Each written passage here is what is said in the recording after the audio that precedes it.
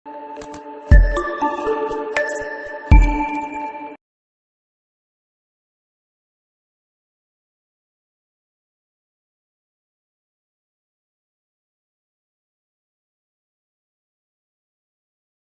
Yes please बेटा, good morning, good afternoon. चलिए अब नेक्स्ट शुरू करते हैं चैप्टर नंबर 4। ओके, ये है कॉस्ट मैनेजमेंट टेक्निक। ये है कॉस्ट मैनेजमेंट टेक्निक, राइट। देखो इसमें हमें क्या क्या कवर करना है, ठीक है।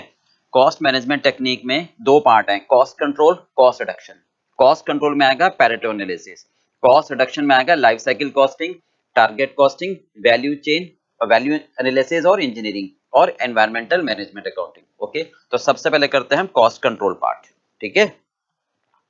सबसे पहले करते हैं हम कॉस्ट कंट्रोल। इसमें फर्स्ट पार्ट आ रहा है पैरेटो एनालिसिस, ठीक है, ध्यान से सुनते जाना। क्या कहते हैं, विल्फ्रेडो पैरेटो 19th सेंचुरी में इकोनॉमिक्स थे। ये कह रहे थे कि देखो, इन्होंने 80-20 का रूल ऑब्जर्व किया, मेजॉरिटी माइनॉरिटी, जरूरी नहीं 80-20, 70-30 भी हो सकता है।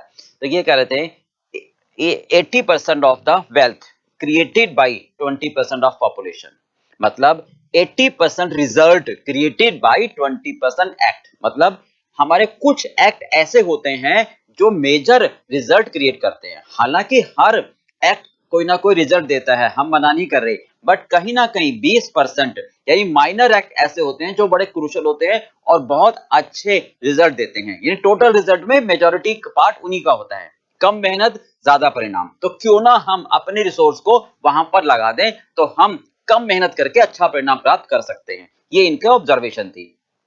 तो इन्होंने बिजनेस में कुछ ऑब्जर्वेशन फॉलो करने को कहा है, ठीक है। What are the business situations where Pareto analysis observation can be applied. तो फर्स्ट इन्होंने कहा, देखो 80% of revenue, 80% of revenue created by 20% of product, पहला, ठीक है, राइट। सेकंड कहा, फटाफट देखो, 80% of profit generated by 20% of customer. Okay,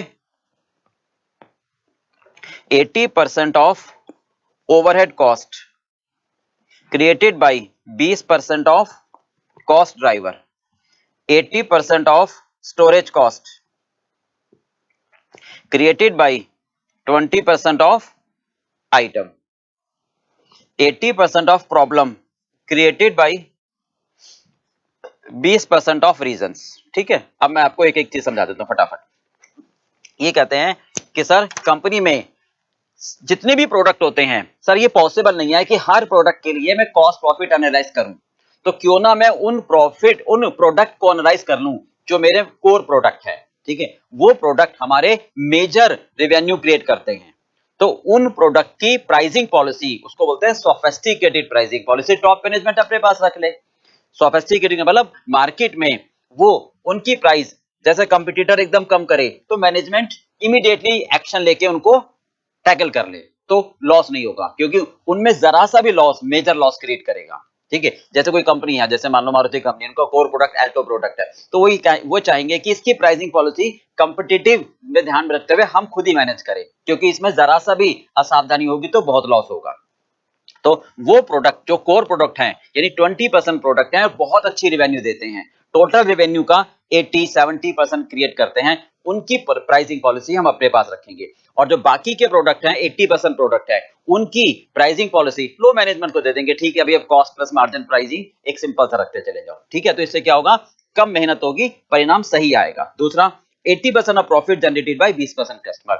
अब क्या होता है कि हमारे सारे कस्टमर है, सब प्रॉफिट देते हैं, बट कुछ कोर कस्टमर होते हैं जो ज्यादा प्रॉफिट देते हैं, तो हम उन पर ज्यादा ध्यान रखेंगे, ठीक है। जैसे एक शॉपकीपर है, अगर वो ये कहता है कि भाई हमारे जितने भी कस्टमर आते हैं, हमारे सेल्समैन है, वो टैकल करते हैं, बट अगर कोई ऐसा कस्टमर है या कुछ ऐसे कस्टमर हैं जो पूरे महीने की रेवेन्यू एक साथ दे देते हैं हमारे को, मतलब वो ज्यादा सामान हमसे खरीदते हैं, तो हम यही कहेंगे, छोटा शॉपकीपर भी है, वो ये कहेगा कि भाई सेल्समैन को तुम इसको छोड़ो, इनको मैं टैकल कर लेता हूं, क्योंकि अगर ये नाराज हो गया तो सारी रेवेन्यू, मेजर रेवेन्यू का लॉस होगा। तो वही कंपनी में रूल है, वही कंपनी को हम समझाना चाहते हैं कि जो हमारे 20% कस्टमर है, आप उनको नाराज मत करो, उनको मोर सेटिस्फाइड करो। यानी सेटिस्फैक्शन कब होता है, क्वालिटी प्रोडक्ट दो और ऑन टाइम डिलीवरी दो। यानी सारी जो बिजनेस पॉलिसीज हैं, कौन कौन सी, भाई बल्क डिस्काउंट दो, डिलीवरी फ्री दो, आफ्टर से सर्विस दो, फ्री रिप्लेसमेंट दो, ये सारी पॉलिसीज आप इंस्टेड की हर कस्टमर के लिए लगाओ, उन 20% कस्टमर के लिए आइडेंटिफाई करके लगा दो जो आपको प्रॉफिट का मेजर पार्ट देते हैं, तो आपका प्रॉफिट जल्दी कंट्रोल हो जाएगा, ठीक है। इंस्टेड ऑफ कि सब के लिए आप इवनली फैला दो, right. 20% of cost driver created 80% of overhead. Overhead क्या होते हैं हमारे, जैसे फैक्ट्री का रेंट हो गया, सेटअप कॉस्ट हो गई, इंस्पेक्शन का खर्चा हो गया, पैकिंग का खर्चा हो गया, ये ओवरहेड्स हैं। तो ये जो कॉस्ट ड्राइवर है हमारे, जैसे नंबर ऑफ सेटअप हो गए, नंबर ऑफ प्रोडक्शन रन हो गए, मटेरियल रिक्विजिशन हो गया, तो कह रहे हैं हर एक कॉस्ट ड्राइवर ओवरहेड क्रिएट करता है, बट कुछ एक कॉस्ट ड्राइवर ऐसे होते हैं जो बहुत ज्यादा ओवरहेड क्रिएट करते हैं, तो क्यों ना पहले उनको कंट्रोल कर ले, तो हमारे सारे ओवरहेड का मेजर पार्ट कंट्रोल हो जाएगा। जैसे मान लो सेटअप है, एक सेटअप में अगर मान लो हमारी कॉस्ट ज्यादा आती है, तो हम क्या करेंगे, सेटअप का टाइम हम एक सेटअप का साइज बढ़ा देंगे ताकि ज्यादा यूनिट हम एक सेटअप में कर सकें, ताकि टोटल नंबर ऑफ सेटअप हमारे कम हो जाएं। तो इससे क्या होगा, ओवरहेड कॉस्ट कम हो जाएगी।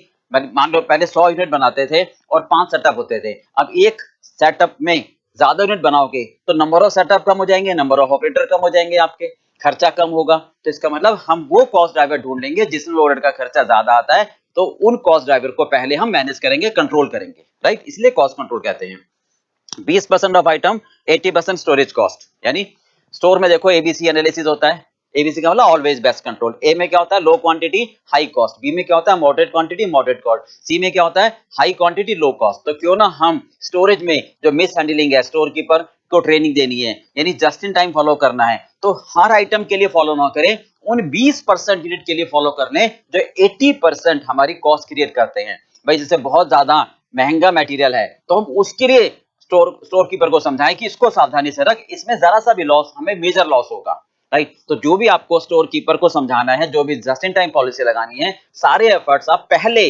उन 20% यूनिट के लिए लगा दो, तो आपकी वो मेन कॉस्ट कंट्रोल हो जाएगी, ठीक है। 20% रीजन क्रिएटेड, 80% प्रॉब्लम। मशीन है, आप कहते हैं ना कि सर मेजर, अब मशीन के हर पार्ट्स की प्रिवेंटिव मेंटेनेंस मत लगाओ, कम से कम मशीन के उन पार्ट्स के लिए प्रिवेंटिव मेंटेनेंस तो लगा दो जो हर बार प्रॉब्लम क्रिएट करते हैं, राइट। तो 80% प्रॉब्लम जिन जिन 20% कारणों की वजह से आती है, पहले उन कारणों को आइडेंटिफाई कर लो और उन कारणों पर सारे एफर्ट्स लगाओ, प्रिवेंटिव मेंटेनेंस लगाओ, राइट भाई। ऑपरेटर को ट्रेनिंग दो ताकि हमारी मेजर प्रॉब्लम कंट्रोल हो सके। हो गया पार्ट क्लियर, राइट। तो ये कहलाता है हमारा पैरेटो एनालिसिस, ओके। चलिए बेटा, सेकंड आता है main features of target costing, ठीक है। देखो ध्यान से, सेकंड आता है main feature of target costing, ठीक है। ध्यान से सुनो, टारगेट कॉस्टिंग का यहाँ कॉन्सेप्ट समझाना है। मैंने आपको क्या समझाया था, फटाफट देखो। सबसे पहले हम सेलिंग प्राइस एस्टिमेट करते हैं मार्केट फैक्टर के द्वारा, मार्केट ड्राइवन कि मार्केट में क्या चल रही है, सेलिंग प्राइस, हमारा प्रोडक्ट कितने में बिक जाएगा। फिर हम देखते हैं कि मिनिमम मुझे प्रॉफिट कितना चाहिए, राइट भाई, मिनिमम रिटर्न कितने चाहिए।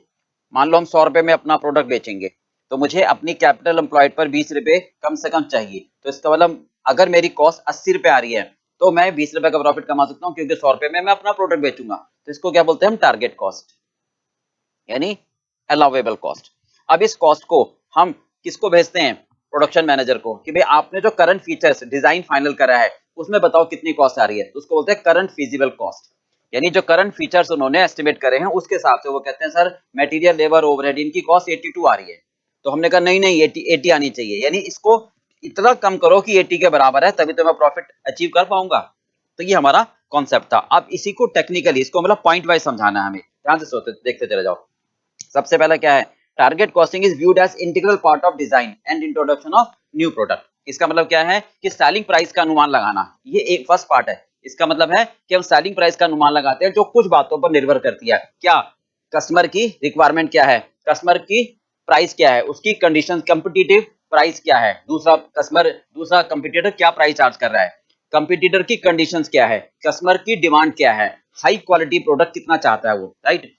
बगैर प्राइस में ज्यादा चेंज करें हम कितना उसको दे सकते हैं, यानी premium price may not be sustainable, ठीक है। तो ये हमें देखना है कि प्राइस कितना रखे हम, ओके। अब सेकंड पार्ट आता है, सेकंड पार्ट हम क्या कह रहे थे, ध्यान से देखो, रिटर्न, ठीक है। वो कहता है for any product target selling price is determined using various cells forecasting technique, ठीक है। मतलब कई प्रोडक्ट के लिए हम प्राइस कैसे डिटरमाइन करते हैं, मतलब ये हुआ कि target profit is derived from company long term business plan, जो कि लॉन्ग टर्म स्ट्रेटेजी का पार्ट है। यानी हर प्रोडक्ट लाइन से उम्मीद करते हैं कि वो कम से कम इतना प्रॉफिट तो दे ताकि कंपनी सरवाइव कर सके। यानी अपनी कैपिटल एम्प्लॉयड को कहीं और लगाते तो कितना हम कमा लेते उतना कम से कम यहां से तो कमाए। ठीक है, चलिए थर्ड आता है टारगेट कॉस्ट। ठीक है, integral to setting the target selling price, establishment of production. मतलब क्या हुआ कि जो आपने कॉस्ट अनुमान लगाई है, इसके बाद हम ये देखना चाहते हैं कि कितना वॉल्यूम प्रोड्यूस करें ताकि टारगेट कॉस्ट को मीट किया जा सके। मतलब कितना वॉल्यूम प्रोड्यूस करें, कैपेसिटी भी उतनी होनी चाहिए, तभी तो हम ये कहेंगे टारगेट कॉस्ट। ये नहीं है ना कि ये टारगेट कॉस्ट पर यूनिट है, तो भैया फिक्स कॉस्ट तो डिवाइड करके आएगा ना। तो कितनी क्वांटिटी प्रोड्यूस करें ताकि हमारी कैपेसिटी के हिसाब से हम अपने टारगेट कॉस्ट को अचीव कर सके, राइट, जिसको हम अलाउेबल कॉस्ट भी कहते हैं, राइट। इसके बाद अगला आता है, हाँ जी, एस्टेब्लिश कॉस्ट रिडक्शन टारगेट। मतलब कि नेक्स्ट स्टेप क्या है, हम करंट फीजिबल कॉस्ट से कंपेयर करते हैं। करंट फीजिबल कॉस्ट क्या होती है, जो करंट टेक्नोलॉजी, करंट फीचर्स को उन्होंने फाइनल किया होता है, उसके हिसाब से हम देखते हैं कि कितनी कॉस्ट आ रही है और उसको हम अलाउेबल कॉस्ट से कंपेयर करते हैं। अगर हमारी करंट फीजिबल कॉस्ट ज्यादा आती है टारगेट कॉस्ट से, तो डिफरेंस कहलाता है कॉस्ट रिडक्शन, यानी उतना हमारा टारगेट होता है। ठीक है, तो इसके लिए हम फेयर डिग्री जजमेंट की जरूरत होती है। अगर करंट फीजिबल कॉस्ट इससे ज्यादा आती है तो हम क्या करते हैं, इसको कम करते हैं ताकि हम इन दोनों को बराबर ला सके। ठीक है, बट इसके लिए हम फेयर डिग्री ऑफ जजमेंट लेते हैं। ठीक है, राइट। अब इसके बाद हम कहते हैं कि हैविंग अचीव्ड कॉन्सेंसस, मतलब एक आम सहमति बनाओ कि हम जो ये कहना चाह रहे हैं कि इसको इसके बराबर लेकर आओ। तो ये कहलाता है हमारा main features of target costing. Clear बात बेटा? हाँ जी, देखिए अगला है main useful situation for target costing. मतलब हम टारगेट कॉस्टिंग को अच्छे से कहां पर लागू कर सकते हैं। तो बिल्कुल सिंपल है, देखो टारगेट कॉस्टिंग कहां लागू नहीं किया जा सकता, ठीक है, और कहां लागू किया जा सकता है। तो सबसे पहली बात कर रहे हैं where products are locked during the design stage, जहां पर प्रोडक्ट की कॉस्ट डिजाइन स्टेज में लॉक कर दी जाती है। जैसे हाउस बना रहे हैं, फ्लैट बना रहे हैं, कंस्ट्रक्शन का काम है, तो डिजाइन जैसा करेंगे वैसा ही आगे बनेगा। यहां से देखो ना, हमारा फीचर क्या था, टारगेट कॉस्ट लाना। अब डिजाइन को कम करना है, नहीं तो अब जब डिजाइन हमारा कम, डिजाइन को चेंज करोगे तभी तो आगे की कॉस्ट उस हिसाब से बुक होगी। तो जो प्रोडक्ट डिजाइन स्टेज में ही कॉस्ट को लॉक कर देते हैं वहीं पर ही लग सकती है टारगेट कॉस्टिंग। ठीक है, तो पहला पार्ट क्या हुआ, where product cost are locked during the design stage. दूसरा हुआ जहां असेंबली प्रोडक्ट होते हैं, जैसे टीवी बना रहे हैं, वॉशिंग मशीन बना रहे हैं, कंप्यूटर बना रहे हैं, मोबाइल फोन बना रहे हैं, असेंबली असेंबल कर रहे हैं, तो हम कहीं ना कहीं डिजाइन में चेंज कर सकते हैं, कहीं ना कहीं मैनिपुलेट कर सकते हैं। ठीक है, तभी हम करंट फीजिबल को टारगेट के बराबर ला पाएंगे। सोचो कि जो रेपिटेटिव प्रोसेस प्रोडक्ट है, होमोजीनियस प्रोडक्ट है, जैसे चेयर बना रहे हैं, टेबल बना रहे हैं, भाई उसमें हम बहुत ज्यादा चेंजेस नहीं कर पाएंगे। ठीक है, तो इसका मतलब हुआ जो असेंबल टाइप के प्रोडक्ट होते हैं वहां तो हम टारगेट कॉस्टिंग लगा पाएंगे, और जो होमोजीनियस प्रोडक्ट होते हैं वहां हम नहीं लगा पाते हैं। ठीक है, और जब प्रोडक्ट की लाइफ साइकिल छोटी होती है, 5 साल 7 साल, तो वहां तो हम लगा सकते हैं। लॉन्ग टर्म प्रोडक्ट की लाइफ साइकिल हो 25 साल, तो सर अब बार बार अब उसको चेंज नहीं कर पाओगे। ठीक है, और जहां पर हम कहते हैं कि मैन्युफैक्चरिंग के लिए कंप्यूटर एडेड डिजाइन चाहिए, फ्लेक्सिबल मैन्युफैक्चरिंग सिस्टम हो, वहां लगा सकते हैं। तो कहां लगा सकते हैं हम टारगेट कॉस्टिंग, जब प्रोडक्ट कॉस्ट लॉक होती है ड्यूरिंग द डिजाइन स्टेज, जैसे हाउस बना रहे हैं, फ्लैट बना रहे हैं, असेंबली ओरिएंटेड प्रोडक्ट में कंप्यूटर बना रहे हैं, मोबाइल फोन बना रहे हैं, टीवी बना रहे हैं, वॉशिंग मशीन बना रहे हैं, instead of repetitive product process industry, जो रेपिटेटिव है, एक सिमिलर नेचर का प्रोडक्ट बना रहे हैं, वहां नहीं लगा सकते। ठीक है, जहां पर प्रोडक्ट लाइफ साइकिल छोटी होती है वहां लगा सकते हैं, क्योंकि लॉन्ग जब प्रोडक्ट लाइफ साइकिल हो तो उसमें चेंजेस की ज्यादा गुंजाइश नहीं रहती है, और जहां पर एक तरह से फ्लेक्सिबल मैन्युफैक्चरिंग सिस्टम हो, यू कैन चेंज, तो वहां पर हम टारगेट कॉस्टिंग अप्लाई कर सकते हैं। ओके, चलिए नेक्स्ट बेटा, बहुत ध्यान से सुना, component of target costing, component of target costing. ठीक है, ये हमें समझना है और ध्यान से। पहले मैं एक सिंपल भाषा में समझाता हूँ, कुछ नहीं है, सिंपल भाषा में समझो कि कोई भी आप कंपिटिटिव मार्केट में अपना प्रोडक्ट बना रहे हो। ठीक है, जब कंपिटिटिव मार्केट में अपना प्रोडक्ट बनाते हैं तो हम ये चाहते हैं कि हम ज्यादा प्रॉफिट कमाएं। अब जो कंपिटिटर है वो भी आपके प्रोडक्ट जैसे ही बना के बेच रहा है। ठीक है, आप सेलिंग प्राइस को बहुत ज्यादा कंट्रोल कर नहीं सकते, तो आप कॉस्ट को क्या करना चाहते हो, रिड्यूस करना चाहते हो, यानी इस तरह से मैनेज करना चाहते हो कि भैया जो आप कॉस्ट खर्च कर रहे हो और कस्टमर की निगाह में कोई उसके लिए फायदा नहीं है, तो उनको कम करो ताकि आपकी कॉस्ट रिड्यूस हो जाए और आपका प्रॉफिट बढ़ जाए। ठीक है, तो ये टेक्निक जो हमारी कहलाती है, इसको बोलते हैं बेसिकली वैल्यू एनालिसिस। इसको क्या बोलते हैं हम, वैल्यू एनालिसिस, यानी वैल्यू इंजीनियरिंग। जैसे मैंने एक एग्जांपल दिया था आपको कि भाई मारुति कार में पीछे का वाइपर था, तो उन्होंने वो उसको हटाया, ठीक है, उसको हटाकर उनकी कॉस्ट कम हो गई।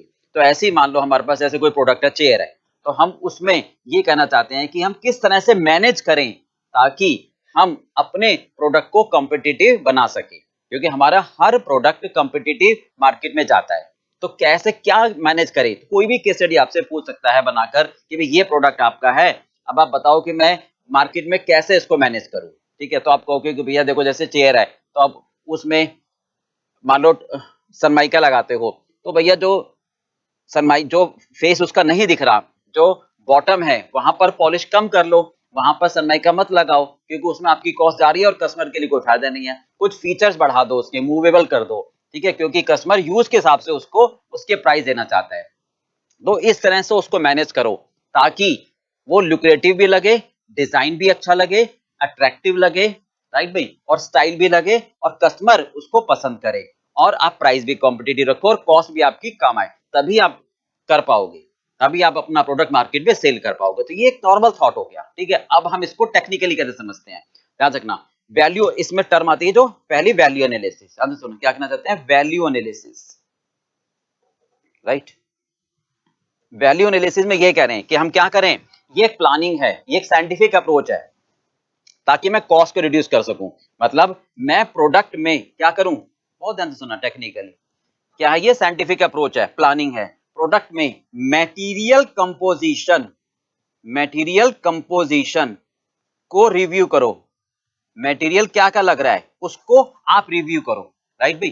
डिजाइन को रिव्यू करो, कैसे बन रहा है वो डिजाइन, ठीक है। इन दोनों को रिव्यू करो, आप इन दोनों को रिव्यू करके आप ये सिचुएशन ला पाओगे कि मैं कैसे मॉडिफिकेशन करूं, कैसे प्रोडक्ट को इंप्रूव करूं, राइट भाई, ताकि मेरी फंक्शनैलिटी पर कोई प्रभाव ना पड़े। तो हम क्या करें, वैल्यू एनालिसिस क्या है, एक साइंटिफिक अप्रोच है, review the material composition and design so as to modified and improve the product without sacrificing the functionality of the product। ठीक बात है। तो मटेरियल कंपोजिशन का मतलब कि हम मटेरियल कहां से खरीद रहे हैं, क्या मैं सब्स्टिट्यूट मटेरियल लगा सकता हूं सेम क्वालिटी का, क्या मैं दूसरा सप्लायर से ले सकता हूं मटेरियल, कौन कौन सा मटेरियल ऐसा है जो हमारे लिए अननेसेसरी है, राइट। क्या मैं डिजाइन को थोड़ा सा बहुत चेंज कर सकता हूं, फ्लैट बना रहा हूं तो क्या मैं फ्लैट बनाने में कुछ ऐसा डिजाइन कर सकता हूं कि मेरी कॉस्ट कम आए, मॉडिफाइड कर सकता हूं, राइट, ताकि उसकी फंक्शनैलिटी में कोई सैक्रिफाइस ना हो। तो ये कहलाता है वैल्यू एनालिसिस, थॉट है हमारा। बस एक्टिव जब हम करते हैं, काम करते हैं, तो उसको बोलते हैं वैल्यू इंजीनियरिंग, यानी दोनों एक ही हैं, ठीक है। Sometimes value analysis are also known as value engineering, यानी value analysis require the use of functional analysis. अब आगे चलते हैं, ठीक है। अब दूसरे पार्ट पर इसका हम आते हैं, फंक्शनल एनालिसिस।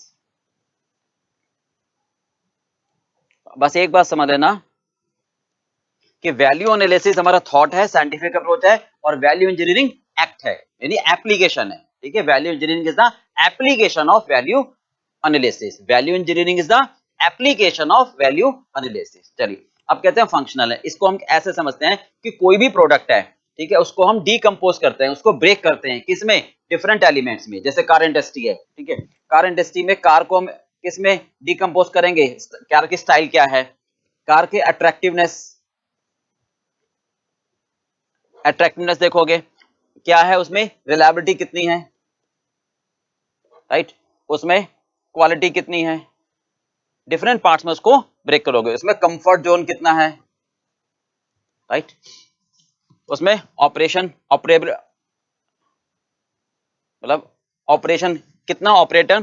कितना ऑपरेशन इजी से कर सकते हैं हम। तो हर एलिमेंट, मतलब कैसा स्टाइल है, कैसा अट्रैक्टिव है, कितना रिलायबल है, कितना ऑपरेशन इजी है, कितना कंफर्ट है, कितनी क्या क्वालिटी है, मतलब डिफरेंट टाइप में डिफरेंट हम ब्रेक करते हैं इस तरीके से, और हर एलिमेंट की कॉस्ट को उसकी वैल्यू से कंपेयर करते हैं, ठीक है। और सर्वे के द्वारा, इंटरव्यू के द्वारा, मतलब स्टाइल में कितनी कॉस्ट आएगी, ठीक है, स्टाइल में क्या कस्टमर देने को तैयार है, मतलब हर एक पार्ट्स के लिए हम क्या करते हैं, कॉस्ट और वैल्यू एनालाइज करते हैं बाय द सर्वे और बाय इंटरव्यू, और फिर देखते हैं हम कि कहां कहां हम इसको मैनेज कर सकते हैं। अगर हमारी कॉस्ट वैल्यू से ज्यादा आती है तो हम उसको एलिमिनेट करना चाहते हैं, अगर कॉस्ट हमारी वैल्यू से कम आती है तो उसको हम बढ़ावा देना चाहते हैं, ठीक है बा, ये हमारा कहलाता है फंक्शनल एनालिसिस। क्लियर पार्ट भी। अब इसके ऊपर एक केस स्टडी है, वो एक बार देख लेते हैं फटाफट से जरा।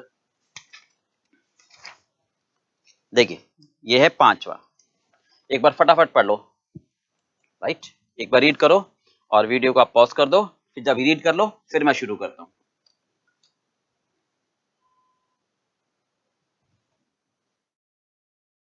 चलिए देखो फटाफट देखो, ये कह रहा है company began 20 years ago small family run business, ठीक है, supplying customer made school furniture, okay, now company has grown into the thriving hub of experts specializing either custom made local source of quality imported commercial grade furniture, okay, the newly appointed CEO CFO concerned about trend in dropping sales value, क्या कह रहे हैं, जो हमारा company का chief executive officers है वो किस बात से चिंतित है कि भी सेल्स वॉल्यूम कम हो रहा है, कॉस्ट बढ़ रही है, ठीक है, प्रॉफिट कम हो रहा है पिछले 3 सालों से। उसने ऑब्जर्व क्या किया है कि इस ट्रेंड को ऑब्जर्व किया है, कट थ्रोट कंपटीशन है, ठीक है, पिछले 3 सालों से, इसलिए ऐसा हो रहा है। Company has known high quality but now this quality is being matched bye the competitor, ठीक है, हाई क्वालिटी के लिए जाना जाता है पर दूसरा भी तो उतनी ही क्वालिटी दे रहा है।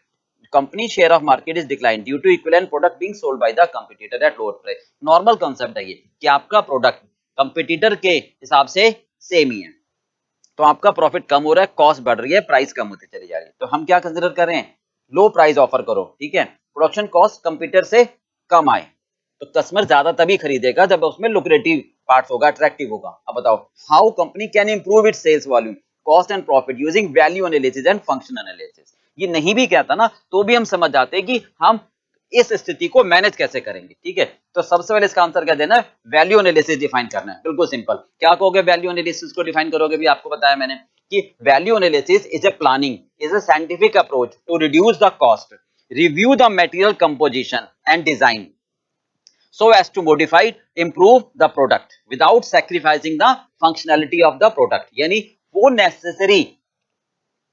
नेसेसरी एक्टिविटीज जोड़ो जो कस्टमर पे करने को तैयार है, अननेसेसरी एक्टिविटीज को एलिमिनेट करो, राइट, ये कहलाएगा हमारा वैल्यू एनालिसिस, ठीक है। अब फंक्शनल एनालिसिस में क्या कहेंगे हम कि sir product should be break into the different type, ठीक है, जैसे आप ये कहते हो कि हमारे पास फर्नीचर है, तो फर्नीचर को हम ब्रेक करेंगे किसमें कि भाई मूवेबल फीचर देखोगे, अगर कोई भी फीचर ऐसा है जैसे मूवेबल है या अट्रैक्टिव फीचर आप उसमें ऐड करोगे, वो फीचर ऐड करोगे जिसमें कस्टमर पे करने को तैयार है और हमारी कॉस्ट कम आ रही है, ताकि कस्टमर हमसे ज्यादा सामान खरीदे, तभी हम अपने प्रॉफिट को मैनेज कर पाएंगे, ठीक है। और जो अननेसेसरी एक्टिविटीज है उनको आइडेंटिफाई करके उनको एलिमिनेट करो।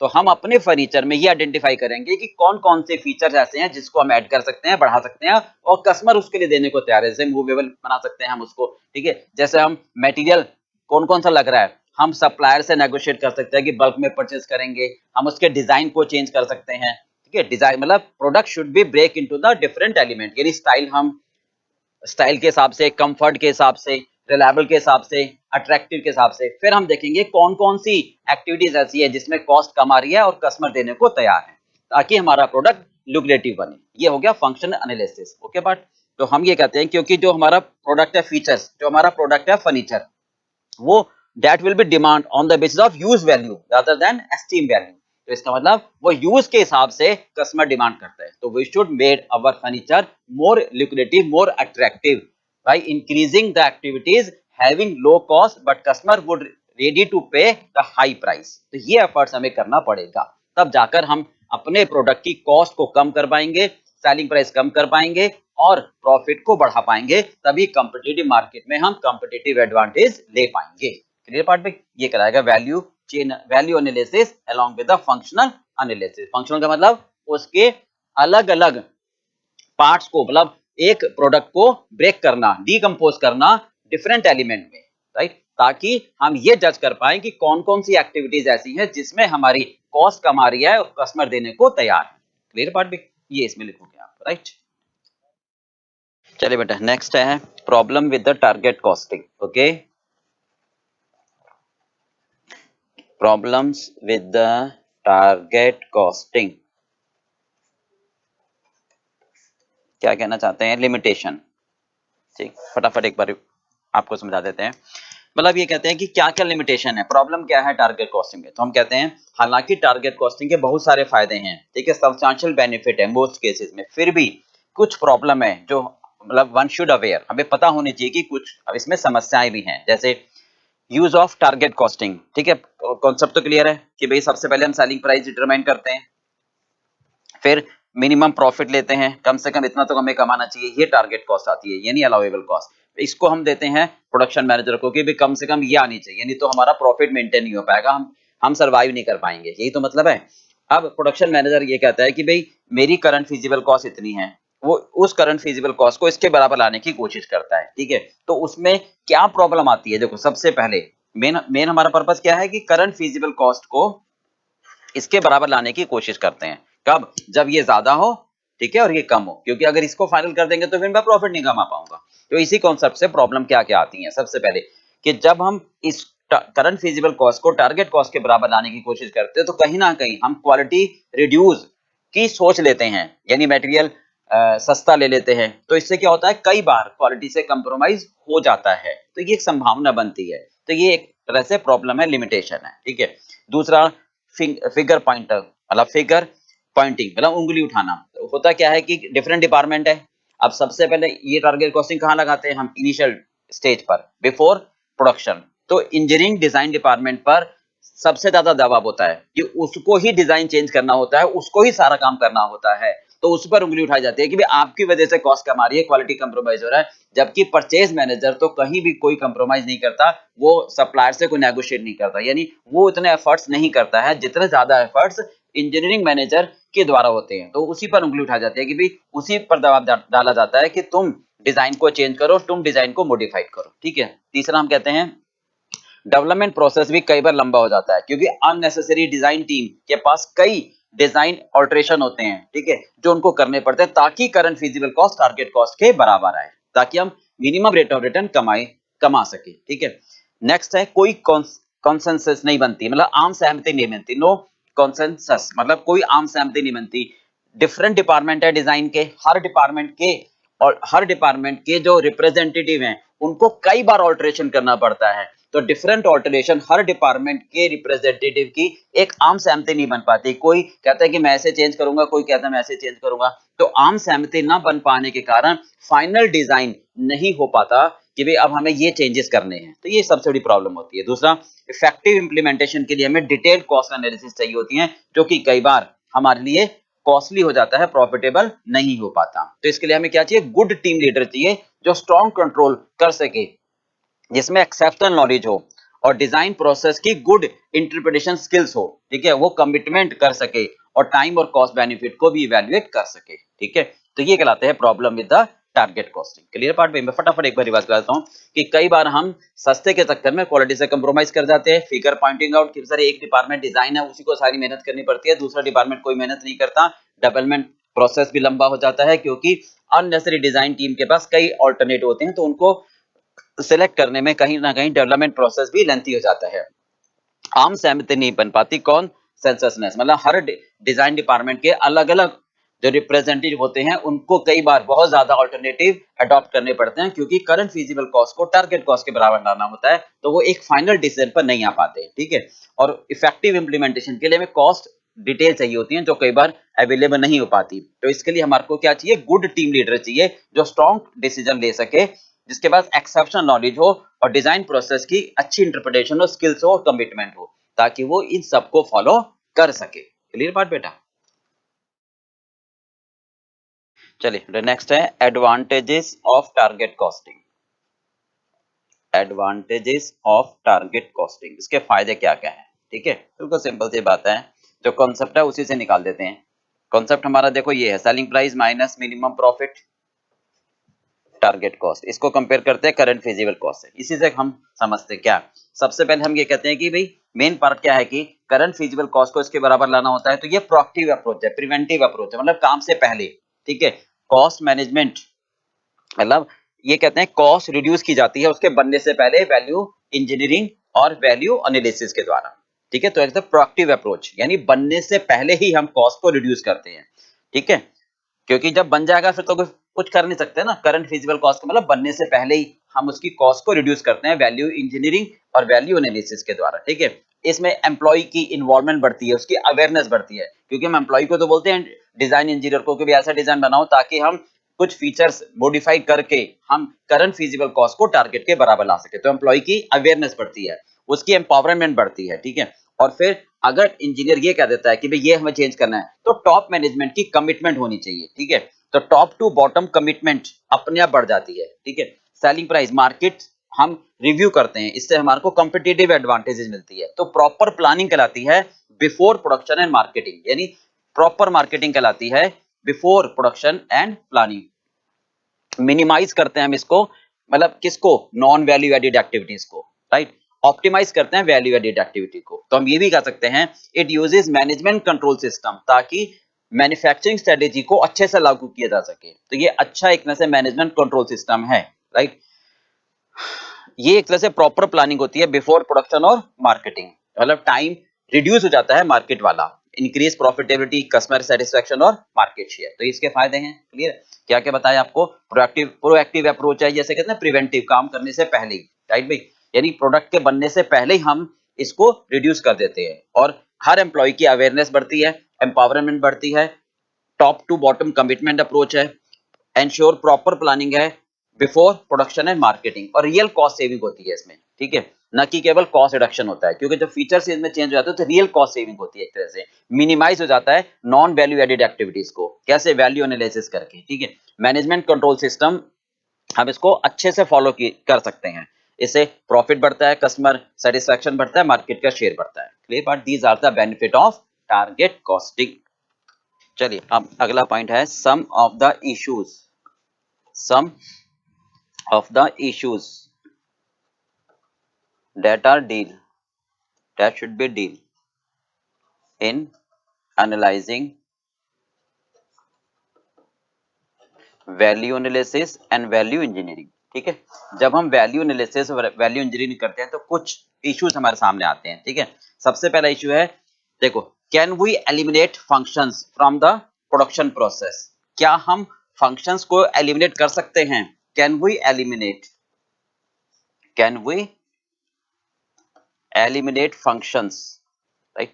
क्या हम फंक्शंस को एलिमिनेट कर सकते हैं प्रोडक्शन प्रोसेस से। तो देखो हम क्या करते हैं, एंटायर मैन्युफैक्चरिंग प्रोसेस को डिटेल रिव्यू करते हैं, और उसमें जो नॉन वैल्यू एडेड एक्टिविटी होती है उनको डिटरमाइन करते हैं, उनको एलिमिनेट करते हैं, ताकि कॉस्ट रिलेटेड ओवरहेड को बचाया जा सके। परंतु ध्यान रहे क्या चैलेंजेस आएगा, कि वो जो एक्टिविटी आप हटाना चाहते हो, कम करना चाहते हो, ओरिजिनली रखी गई थी, तो कुछ ना कुछ सोच के तो रखी गई होंगी, तो हटाने से पहले सोच लो कि क्या उनके हटाने से क्वालिटी पर फर्क तो नहीं पड़ेगा। तो ये एक चैलेंज जाएगा, ठीक है। क्या हम उनको एलिमिनेट कर सकते हैं नहीं, क्योंकि जो एक्टिविटी रखी गई थी कुछ ना कुछ तो सोचकर रखी गई होंगी, ठीक है। सेकंड आता है can we eliminate some durability, can we eliminate some reliability, मतलब क्या हम रिलायबिलिटी को एलिमिनेट तो नहीं कर रहे हैं। इसका मतलब क्या होता है, डिजाइन हमेशा मजबूत होना चाहिए, यानी स्टडीनेस होना चाहिए। डिजाइन में अगर कोई एक्टिविटी हटाते हैं तो उसकी ड्यूरेबिलिटी, उसकी रिलायबिलिटी पर कोई फर्क ना पड़े। जैसे चेयर था, तो अगर चेयर में कोई मतलब जैसे नीचे आप पॉलिश हटाते हो तो उसकी ड्यूरेबिलिटी पर कोई फर्क नहीं पड़ेगा, ये हम कर सकते हैं। पर ऐसा ना हो जैसे मान लो एक वैक्यूम क्लीनर है, तो उसमें 1 टन का स्टैंड आता है, अब आप कह रहे हो सर स्टैंड की जरूरत नहीं है, तो भाई अगर स्टैंड हटा देंगे तो उसकी ड्यूरेबिलिटी पर, रिलायबिलिटी पर फर्क पड़ जाएगा। तो हमें ये ध्यान में रखना पड़ता है कि हम उसके ड्यूरेबिलिटी पर कोई फर्क ना डालें, ठीक है, ये कहना चाहते हैं। तो इस तरह से हटाओ कि उसकी ड्यूरेबिलिटी पर कोई चेंज, फर्क ना आए, ठीक है। जैसे मैंने आपको मारुति का एग्जांपल दिया था कि पीछे के वाइपर हटाते हैं, तो पीछे के वाइपर हटाने से ड्यूरेबिलिटी, क्योंकि वो आगे ही ज्यादा देखता है और पीछे के लिए तो मिरर होता ही है, तो हम वो फीचर्स हटाएंगे ताकि ड्यूरेबिलिटी पर कोई फर्क ना पड़े, ये हमें ध्यान में रखना पड़ता है, ठीक है। अगला है can we minimise the design, क्या हम डिजाइन को मिनिमाइज कर सकते हैं। देखो हर डिजाइन में क्या होते हैं, फीचर्स होते हैं और कुछ पार्ट्स होते हैं, तो हमें ऐसा डिजाइन बनाना चाहिए ताकि वो बाद में प्रोडक्ट इजी टू ऑपरेट हो। तो अगर हमें डिजाइन हटाना है तो उसके कुछ फीचर्स भी हट जाएंगे, ठीक है। तो ऐसा ना हो कि जब डिजाइन हटा रहे हो तो फीचर्स भी उसके हट रहे हैं, तो उसके इतना ज्यादा मिनिमाइज ना हो जाए कि उसकी एप्लीकेबिलिटी पर फर्क आ जाए, ठीक है। तो ये हमें ध्यान में रखना है कि प्रॉपर बैलेंस बना के चलना है between price and quality, proper balance बना के चलना है बिटवीन प्राइस एंड क्वालिटी। चलिए ये कहते हैं can we design the product better for manufacturing process, क्या कहते हैं, can we design the product better for manufacturing process, मतलब डिजाइन इजी के साथ में बेटर भी होना चाहिए, मतलब ऐसा ना हो कि हम जब डिजाइन कर रहे हैं तो वो बेटर ना हो, यानी डिफेक्टिव प्रोडक्ट ना बन जाए कहीं, ठीक है। जैसे हम बात करते हैं एक लेदर प्रिंटर है, तो उसमें टोनर कार्टेज की इस तरह से डिजाइन होनी चाहिए कि जब कोई भी कस्टमर उसको यूज करे तो अनकंफर्टेबल फील ना करे। वो उस तरह से डिजाइन होना चाहिए कि हर कस्टमर उसको बार बार इंसर्ट ना करना पड़े, वो इजी फील करे उसको, और प्रोडक्ट बेटर कहलाए, यानी कस्टमर ये ना समझे कि प्रोडक्ट मेरे पास डिफेक्टिव आ गया। राइट भाई, ये कहना चाहते हैं। अगला है, क्या हम सब्स्टिट्यूट पार्ट यूज कर सकते हैं? Can we use substitute part?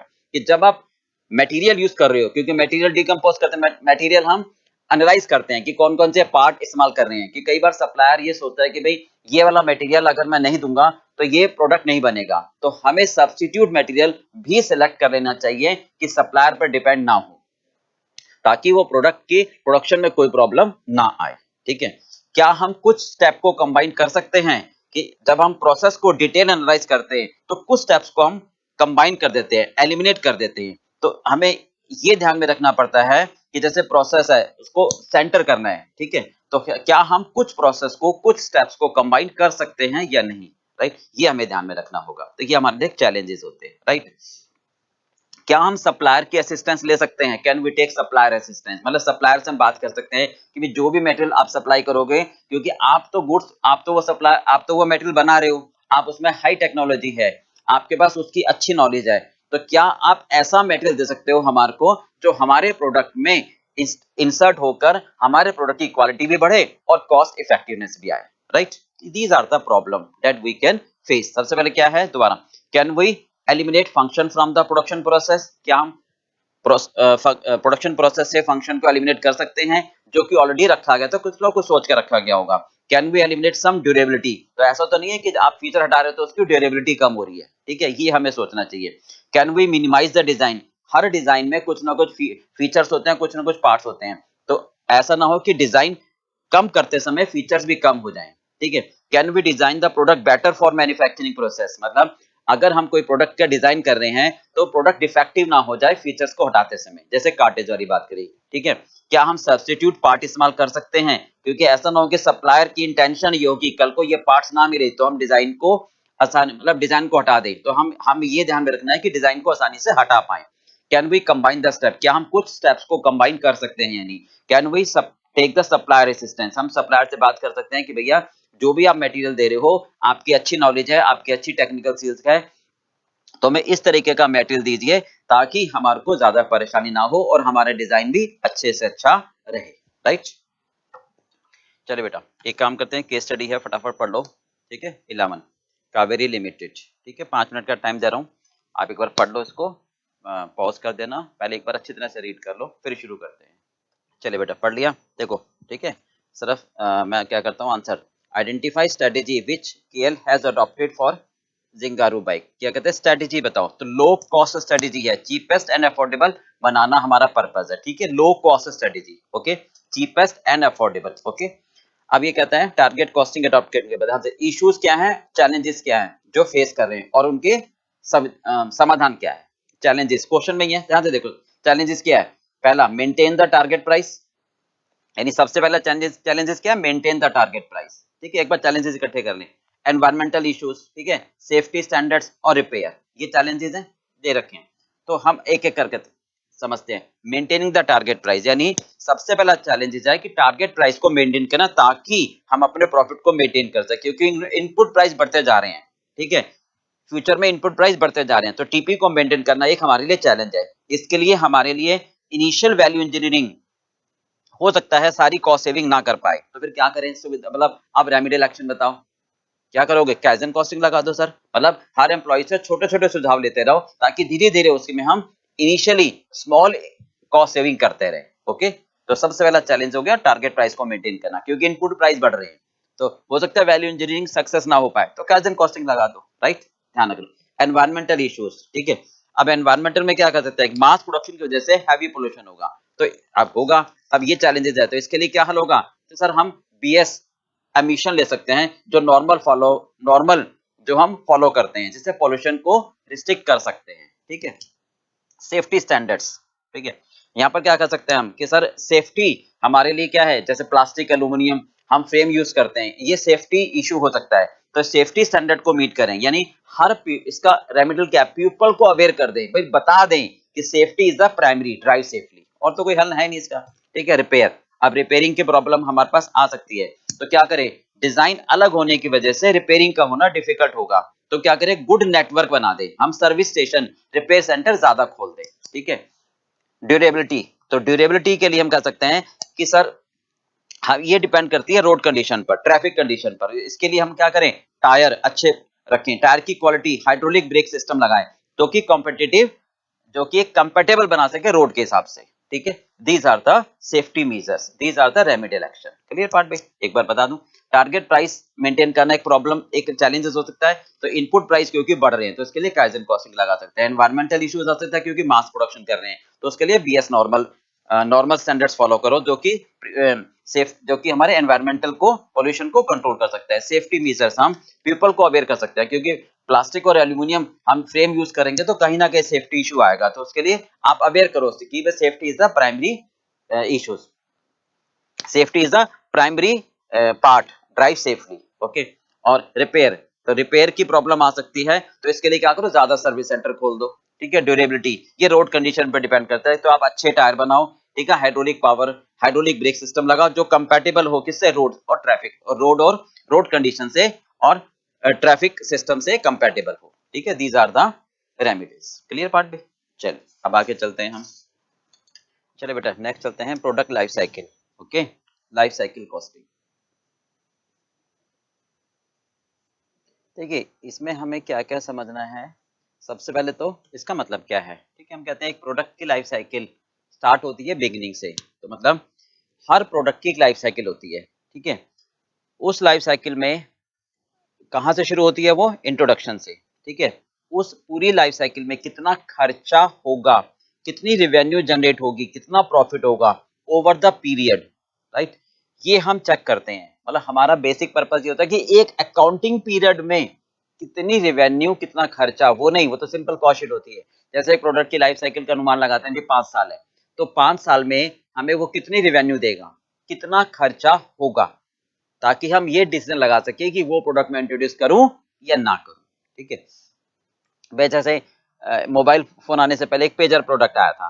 ठीक है। तो सभी कंपनी ने ये एस्टिमेट कर लिया था कि इसमें फीचर इतने नहीं है, इसकी लाइफ मैक्सिमम 6 महीने 8 महीने है, तो वो एस्टिमेट कर रहे थे कि हम इसमें कितनी रेवेन्यू जनरेट कर पाएंगे उस पीरियड में, और कितना हमारा खर्चा होगा, क्या ये हमारे लिए बेनिफिशियल है या नहीं।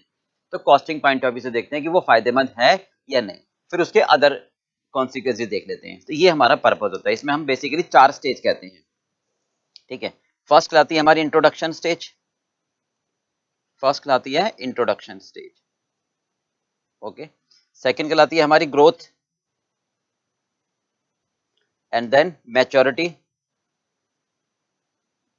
And then decline. ये हर प्रोडक्ट की लाइफ में ये 4 स्टेज आती है। ठीक है। वजह से इंसान है तो नहीं, बचपन, जवानी, बुढ़ापा, ऐसे इस तरह के हर प्रोडक्ट की लाइफ में भी ये स्टेजेस आती है। तो हमें ये समझना है कि हर स्टेजेस की क्या क्या फीचर्स हैं, क्या क्या कैरेक्टरिस्टिक्स हैं, और क्या क्या स्ट्रेटेजीज हैं। तो उसके लिए मैंने शॉर्ट में नोट्स बनाए हैं, ये मैं आपको समझा देता हूँ, कंपैरिजन। ठीक है। वैसे आपको जो नोट्स दिए उसमें भी हैं ये। ठीक है। अब एक बात समझते चले जाते हैं, फीचर्स, कैरेक्टरिस्टिक्स, ये बहुत ज्यादा इंपॉर्टेंट है, एग्जाम में आता है ये। तो सबसे पहली बात करते हैं सेल्स की। ग्रोथ स्टेज, सबसे पहले है ग्रोथ स्टेज, इंट्रोडक्शन, सॉरी, सबसे पहली स्टेज है इंट्रोडक्शन। इंट्रोडक्शन का मतलब होता है कि जब हम मार्केट में कोई नया प्रोडक्ट इंट्रोड्यूस करते हैं, कोई जानता नहीं है हमारे प्रोडक्ट को, तो उस समय जब कोई जानता नहीं है तो सेल्स क्या होगी, लो होगी। ठीक है। अब जैसे जैसे हमारा प्रोडक्ट मार्केट में एंटर करेगा, लोग जानने लगेंगे, तो सेल्स तेजी से बढ़ेगी, राइट, सेल्स तेजी से बढ़ेगी। Sale increase at increase rate in early stage. ठीक है। अब मैच्योरिटी पर मतलब एक हाई लेवल आ गया, यानी पीक लेवल पर आ गई स्टेज, तो सेल्स पीक लेवल पर आ जाती है। डिक्लाइन स्टेज का मतलब धीरे धीरे उसमें कमी आनी शुरू हो जाती है, डिक्लाइन। ठीक है। ये हो गया सेल्स प्राइस। मैं इंट्रोडक्शन स्टेज में जब कोई जानता नहीं है तो क्या है, दो प्राइसिंग है हमारी पॉलिसी, मतलब एक फीचर्स है, अगर आप पेनिट्रेशन रखोगे तो लो प्राइस, स्कीमिंग रखोगे तो हाई प्राइस। ठीक है। पेनिट्रेशन का मतलब होता है लो प्राइस रखो तो जल्दी लोग जानेंगे आपको, तो इंट्रोडक्शन पेनिट्रेशन में ये होगा कि आपकी इंट्रोडक्शन की लाइफ कम रह जाएगी, मतलब इंट्रोडक्शन से जल्दी आप ग्रोथ पर आ जाओगे, तो इसलिए नॉर्मली पेनिट्रेशन रखते हैं। ठीक है। तो इंट्रोडक्शन में हमने क्या कहा, पेनिट्रेशन रखेंगे तो लो प्राइस, और स्कीमिंग में शुरू में हाई होती है, ग्रेजुअली लो होती चली जाती है। चलिए ग्रोथ का मतलब धीरे धीरे बढ़ते हैं। तो प्राइसिंग क्या होती है, ध्यान से, lowering the price to attract more customer, मतलब ये फीचर्स है कि अब ग्रोथ में और कस्टमर मुझे अट्रैक्ट करने हैं, ठीक है, तो मैं प्राइस को थोड़ा कम करना शुरू कर देता हूँ, यानी फीचर्स में ऐड करना शुरू कर देता हूँ साथ में। ये मत कंफ्यूज होना कि पेनिट्रेशन इसमें दोनों सेम हो गए, नहीं। पेनिट्रेशन में क्या होता है, to penetrate the market price will be low, ठीक है, ये हमारी एक पॉलिसी होती है, एक फीचर्स है। बट यहाँ पर फीचर्स बढ़ाते हैं साथ में, यहाँ पर नया प्रोडक्ट इंट्रोड्यूस कर रहे हैं, ध्यान रखना कि इन दोनों से मत कंफ्यूज हो, ये भी प्राइस लो है, ये भी प्राइस लो है। पेनिट्रेट का मतलब भी high to grab the market होता है, इसका मतलब भी, बट यहाँ एक वर्ड आ जाता है फीचर्स भी हम ऐड करते हैं, ठीक है, तो low price to attract more customer, यानी फीचर ऐड करते हैं। जब मैच्योरिटी आ जाती है तो फिर मेरा कोई कंट्रोल नहीं होता, यानी कॉम्पिटिटिव प्राइस, यानी high number of buyer, high number of seller, ये तो परफेक्ट कंपटीशन हो जाता है, तो कॉम्पिटिटिव प्राइस। डिक्लाइन में तो फिर आपको प्राइस बहुत ही कम करनी पड़ती है, नहीं तो आपका प्रोडक्ट बिकेगा ही नहीं, ठीक है। मार्केटिंग चैनल, यानी जो सप्लाई चैनल्स होते हैं, होलसेलर, डीलर, रिटेलर, कस्टमर, ठीक है, ये होते हैं मार्केटिंग चैनल। तो यहाँ पर क्या करते हैं, हम ह्यूज एफर्ट्स करते हैं to attract various marketing channels, यानी हम क्या करते हैं, बहुत ज्यादा एफर्ट्स करते हैं, होलसेलर को अच्छे लुक्रेटिव ऑफर देते हैं, रिटेलर को अच्छे, क्योंकि भाई नया प्रोडक्ट है, भाई ले लो, भाई ले लो, ठीक है, तो ह्यूज एफर्ट्स करते हैं ताकि ज्यादा से ज्यादा चैनल हमारी तरफ आकर्षित हों, ठीक है। यहाँ पर क्या करते हैं, automatically new channels handle to handle additional volume and new market, जब ग्रोथ होते हैं तो अपने आप आते हैं नए चैनल्स, यहाँ पर मुझे खींचना पड़ता है, राइट, यहाँ पर अपने आप नए चैनल्स आते हैं जो कि मेरी ग्रोथ को मतलब मेरी ग्रोथ को हैंडल कर पाए, ठीक है। No new distribution channel to fill strong market channel, यानी जो एक्सिस्टिंग मेरे पास चैनल्स हैं वही रहते हैं, कोई नया डिस्ट्रीब्यूशन चैनल इसमें ऐड नहीं हो पाता, क्योंकि अब जो हो गए वो एक स्टैग्नेंट स्टेज आ गई, मैच्योरिटी का मतलब स्टैग्नेंट स्टेज आ गई, अब कोई नए डिस्ट्रीब्यूशन चैनल के लिए कोई स्कोप नहीं बचता, ठीक है। यहाँ पर तो वो भैया सब हाथ जोड़ के चले जाते हैं कि भैया राम राम, तुम अब बेकार हो गए, तो अब वो जो सप्लाई चेन होती है वो कहीं और जाना शुरू कर देते हैं। ओके, कैपेसिटी, यहाँ पर हमेशा स्पेयर कैपेसिटी होती है, क्योंकि अभी तुमने यहाँ शुरू करा है, धीरे धीरे बढ़ना शुरू होती है। बस मैच्योरिटी में ओवर कैपेसिटी होती है, क्योंकि मैच्योरिटी में क्या होता है, अनलिमिटेड बायर, अनलिमिटेड सेलर, ठीक है, तो मेरी कैपेसिटी 100% यूटिलाइज होती है, उसको कह सकते हैं ओवर कैपेसिटी। कई बार हम संडे को बुला के भी काम कर लेते हैं, ठीक है, यहाँ पर फिर स्पेयर हो जाती है। कस्टमर, ध्यान रखना, focus to those buyer who are ready to buy, यहाँ पर मैं उन कस्टमर को फोकस करता हूं जो कुछ एक खरीदना चाहते हैं, मतलब उन कस्टमर पर फोकस करो जो खरीदना चाहते हैं, राइट, रेडी टू बाई। यहां पर कस्टमर धीरे धीरे बढ़ते हैं, राइट, यहां पर कुछ सुस्त कस्टमर आ जाते हैं, सब Lagarde customer enter in the market, क्योंकि यहां पर कस्टमर क्या होता है, दूसरे प्रोडक्ट सब्स्टिट्यूट पर मूव करना शुरू हो जाता है धीरे धीरे, तो पीक हो गया ना, स्टैग्नेंट हो गया, अब कुछ मार्केट में सुस्त कस्टमर आ जाते हैं, तो ये ना लगार्ड कस्टमर। यहाँ पर क्या होता है, मैं उन कस्टमर को देना चाहता हूं जो खरीदना चाहते हैं, और यहाँ पर कस्टमर धीरे धीरे ऑटोमेटिकली बढ़ते हैं, यहाँ पर कुछ सुस्त कस्टमर आ जाते हैं, मतलब एक पीक आ गया, राइट, अब वो धीरे धीरे सब्स्टिट्यूट पर मूव होना शुरू कर देते हैं, भाई जैसे परफेक्ट कंपटीशन है, तो हम कई कई टाइप के फोन मिल रहे हैं, सैमसंग भी है, एप्पल भी है, ठीक है, सारे कई टाइप के फोन है, तो अब सुस्त कस्टमर आ गया, भैया ठीक है यार कोई सा भी दे दे, ठीक है, कोई एक ब्रांड पर नहीं जाना चाहते हैं, यहाँ पर डिसअपियर हो जाता है, customer shift taste, technology change, customer का टेस्ट ही बदल जाता है, राइट, जैसे मैं ये एग्जांपल दूं कि बहुत साल पहले बजाज चिता का स्कूटर था, फिर उसके बाद बाइक आई, तो स्कूटर खत्म हो गया ना, तो यानी कस्टमर का टेस्ट स्कूटर से बाइक पर आ गया, ठीक है, तो वो प्रोडक्ट डिक्लाइन खत्म हो गया, राइट। प्रमोशनल एक्सपेंडिचर, यानी R&D का खर्चा, भाई शुरू में तो बहुत करना पड़ेगा आपको, नहीं तो प्रोडक्ट कौन खरीदेगा आपका, तो मार्केट में इतना ज्यादा ऐड करते हो ताकि मार्केट में आपके लोग नाम से जानना शुरू करें, ठीक है। स्लाइटली हायर, यहां पर हम कहते हैं कि भाई जो होता है हाई, जो हमारा मेंटेन होता है उसी को बोलते हैं, इसमें हम कुछ करते ही नहीं है, ठीक है।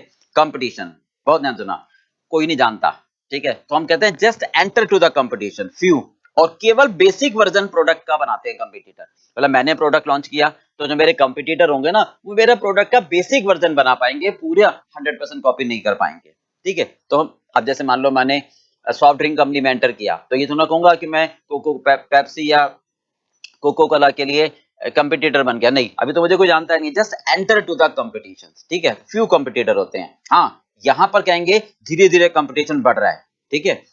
Increase in competition, shift of emphasis from product awareness to product conviction, मतलब प्रोडक्ट अवेयरनेस तो हो गई, अब धीरे धीरे प्रोडक्ट अपने आप बनना, अपने आप बिकना शुरू हो जाता है, ठीक है। यहाँ मैं प्रोडक्ट को अवेयर करवाता हूँ, यहाँ प्रोडक्ट ऑटोमेटिकली मार्केट में जमना शुरू हो जाता है। प्रोडक्ट कन्विक्शन का मतलब अपने आप जमना शुरू हो जाता है।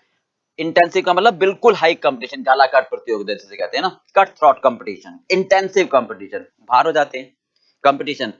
यहां पर कोई कंपटीशन नहीं होता, enter to the competition, face competition, बाहर। बिल्कुल क्लियर है। दोबारा, यहां पर कंपटीशन होता ही नहीं है। अभी तो हम शुरू करते हैं, प्रोडक्ट अवेयर करते हैं। यहां पर कंपटीशन में एंटर करते हैं, दरवाजे में घुसते हैं, यहां पर बिल्कुल फेस करते हैं, यहां पर बाहर हो जाते हैं। बिल्कुल क्लियर है। मतलब यहां पर हम कमरे में घुसने की कोशिश करते हैं, यहां पर हम घुस जाते हैं, यहां पर फेस करते हैं, यहां पर फिर कमरे से बाहर हो जाते हैं, ऐसे समझो। प्रॉफिट, यहां पर नेगेटिव प्रॉफिट होता है। क्यों भाई? इनिशियल है, अभी तो बहुत कम प्राइस पर बेच रहे हो, तो प्रॉफिट या तो लो होगा या नेगेटिव होगा। ठीक है। यहां पर प्रॉफिट बढ़ता है धीरे धीरे। ठीक है। यहां पर धीरे धीरे फिर प्रॉफिट कम होना शुरू हो जाता है, क्योंकि प्राइस कंपिटिटिव होती है, कंपटीशन पूरा होता है, फिर प्रॉफिट नेगेटिव हो जाता है। हो गया बात क्लियर? तो ये आपकी क्या है? कैरेक्टरिस्टिक्स है, फीचर्स है। हो गया क्लियर बेटा? फटाफट करते हैं। सेल्स, ये इंट्रोडक्शन स्टेज है, कोई नहीं जानता तो लो होगी, धीरे धीरे बढ़ती है, increase at higher rate, peak पर आ जाती है, फिर डिक्लाइन।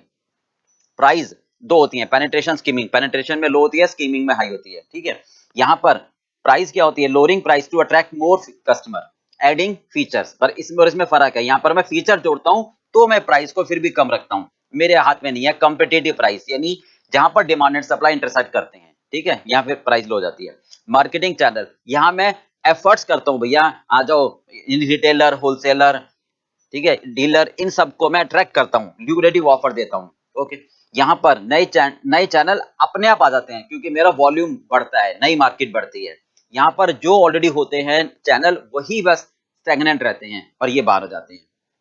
कैपेसिटी हमेशा स्पेयर रहती है यहाँ पर, ठीक है, धीरे धीरे बढ़ती है। यहाँ पर ओवर कैपेसिटी हो जाती है, क्योंकि जब पीक पर आ जाओगे तो आपके पास अनलिमिटेड डिमांड होगी, तो आप जितनी भी कैपेसिटी होगी उसको तो यूटिलाइज करोगे, संडे या ओवर टाइम में भी काम करना शुरू करोगे, फिर यहाँ पर खाली हो जाती है। ठीक है। कस्टमर, यहाँ पर केवल हम उन कस्टमर को फोकस करते हैं जो भैया थोड़ा से भी इच्छुक होते हैं, राइट। यहाँ पर कस्टमर तेजी से बढ़ना शुरू करते हैं, और यहाँ पर सुस्त कस्टमर हो जाते हैं, यानी कस्टमर इतना से ब्रांडिंग पर नहीं जाता, फिर वो ये देखता है कि यार ये भी ऑप्शन है, ये भी ऑप्शन है, ये भी ऑप्शन है, वो रैंडमली कोई ना कोई एक प्रोडक्ट सिलेक्ट करता है, लगाट कस्टमर हो जाता है, यहाँ पर कस्टमर बाहर हो जाता है। प्रमोशनल हाई होते हैं, यहाँ भी हाई होते हैं, ठीक है। यहाँ पे स्टैग्नेंट होता है, जो हम मेंटेन कर लेते हैं, मतलब बढ़ाते हैं धीरे धीरे, और यहाँ पर खत्म कर देते हैं। कंपटीशन, जस्ट एंटर करते हैं या फेस करते हैं, ठीक है, मतलब ये कह सकते हैं यहाँ कोई कंपटीशन नहीं होता बेसिकली, ठीक है। यहाँ पर कहते हैं हम एंटर करते हैं, और यहाँ हाई इंटेंसिव कंपटीशन होते हैं, गाला काट प्रतियोगिता, कट थ्रोट कंपटीशन, यहाँ बाहर हो जाते हैं। प्रॉफिट नहीं होता शुरू में, ठीक है, धीरे धीरे बढ़ता है, पर यहाँ पर फिर कम होना शुरू हो जाता है, यहाँ पर नेगेटिव हो जाता है। हो गया क्लियर बेटा? ये फीचर्स थे। अब आते हैं हम स्ट्रेटेजीज पर।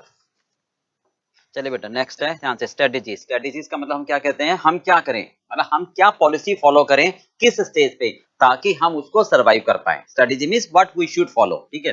प्राइस, ध्यान से देखो, हमें क्या करना चाहिए इंट्रोडक्शन स्टेज में, setting the price in alignment with the competitive realities of the market, यानी हम वो प्राइस रखना चाहते हैं जो कॉम्पिटिटिव रियलिटीज मार्केट को मैच करे। मतलब ऐसे प्राइस ना रखो कि कॉम्पिटिटिव से मैच ही ना करे, तो आप प्राइस को ध्यान से रखो जो कॉम्पिटिटिव रियलिटीज को सिंक्रोनाइज करती रहे, ठीक है।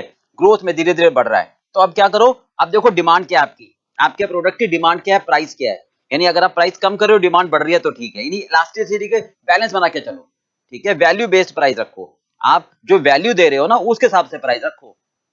ऐसा मत रखो प्राइस कि आप फीचर तो दे नहीं रहे, तभी तो ग्रोथ स्टेज नहीं तो खत्म हो जाएगी आपकी। तो ग्रोथ में क्या होगा कि आप बढ़ रहे हो ना, इसको मेंटेन करो, यानी वैल्यू बेस्ड प्राइस रखो। इसका मतलब प्राइस डिमांड के हिसाब से रखो, अगर डिमांड बढ़ रही है तो फिर प्राइस को उसके हिसाब से मैनेज करो, राइट। मैच्योरिटी पर प्राइस क्या होनी चाहिए, सेंसिटिव कस्टमर, यानी जो प्राइस सेंसिटिव कस्टमर है, अगर कोई कस्टमर है वो फीचर को देख रहा है कि भैया ये फीचर मेरे लिए अच्छा है, तो मैं प्राइस इसके लिए दूंगा, नहीं तो आप बाहर हो जाओगे। इसका मतलब मैच्योरिटी स्टेज पर आपको मेंटेन करना है, राइट। तो प्राइस सेंसिटिव कस्टमर को अट्रैक्ट करने के लिए प्राइस थोड़ी सी आपको कम करनी पड़ेगी। तो कह सकते हैं कॉम्पिटिटिव प्राइस आपको रखनी पड़ेगी, यहाँ पर रिड्यूस रखनी पड़ेगी बहुत ज्यादा, ठीक है। सिर्फ लॉयल कस्टमर को ही आप सामान बेच सकते हो, मतलब प्राइस बहुत लो हो जाती है, पर आपको भी कम करना पड़ेगा, और आपकी स्ट्रेटेजी होगी कि आप केवल उन कस्टमर को बेचो जो आपके लॉयल थे, तो कुछ तो सामान आपका बिक जाएगा, ये कहना चाहते हैं। मतलब दो चीजें, एक तो लो रखोगे और लॉयल कस्टमर को बेचना चाहोगे, ठीक है। डिस्ट्रीब्यूशन चैनल, ध्यान रखना, यहाँ पर क्या करते हैं हम, एक्सपेंड करते हैं, स्पेंड करते हैं, बूस्ट करते हैं चैनल को। कैसे, उनको समझाते हैं कि availability visibility of the product, यानी हमारे प्रोडक्ट को सपोर्ट करो, हम प्रोडक्ट अवेलेबल करा देंगे। तो हम एक तरीके से चैनल को, जो सप्लाई चेन होते हैं, रिटेलर होता है, होलसेलर होता है, उनको बूस्ट करना चाहते हैं, एक्सपेंड करना चाहते हैं, राइट। यहाँ पर वो ऑटोमेटिकली स्ट्रांग हो जाते हैं। तो हम उनको ये कहते हैं कि आपके लिए प्रोडक्ट हमेशा अवेलेबल रहेगा। तो हम डिस्ट्रीब्यूशन चैनल के साथ में एक हेल्दी रिलेशन बनाना चाहेंगे, इन स्ट्रॉन्ग डिस्ट्रीब्यूशन चैनल। हम उनको कभी भी ये नहीं कह पाएंगे, ये एश्योरेंस दिलाना चाहेंगे कि आपकी डिमांड, आपकी रिक्वायरमेंट हम हमेशा पूरी कर देंगे, नहीं तो ग्रोथ स्टेज आपकी खत्म हो जाएगी, क्योंकि यहाँ पे क्वांटिटी बढ़ेगी, यहाँ पर डिमांड थी नहीं, यहाँ पर डिमांड बढ़ रही है। तो उनको एश्योरेंस दिलाओगे कि हाँ, हम आपके लिए, अगर आपकी डिमांड बढ़ती है, रिक्वायरमेंट, तो उसको पूरा कर देंगे, यानी स्ट्रॉन्ग डिस्ट्रीब्यूशन चैनल, ठीक है। अब यहाँ पर to maintain distribution channel, channel becomes intensive, incentive may be offered, यानी उन जो डिस्ट्रीब्यूशन चैनल है, अब क्या है, परफेक्ट कंपटीशन आ गया एक तरह से। तो अब कहीं वो बाहर ना चले जाएं, कहीं वो दूसरे के पास ना चले जाएं, तो उनको आप ऑफर दोगे कि भाई अगर आप मुझसे इतना सामान खरीदोगे, इतना बिकवाओगे, तो मैं आपको ये ऑफर दूंगा।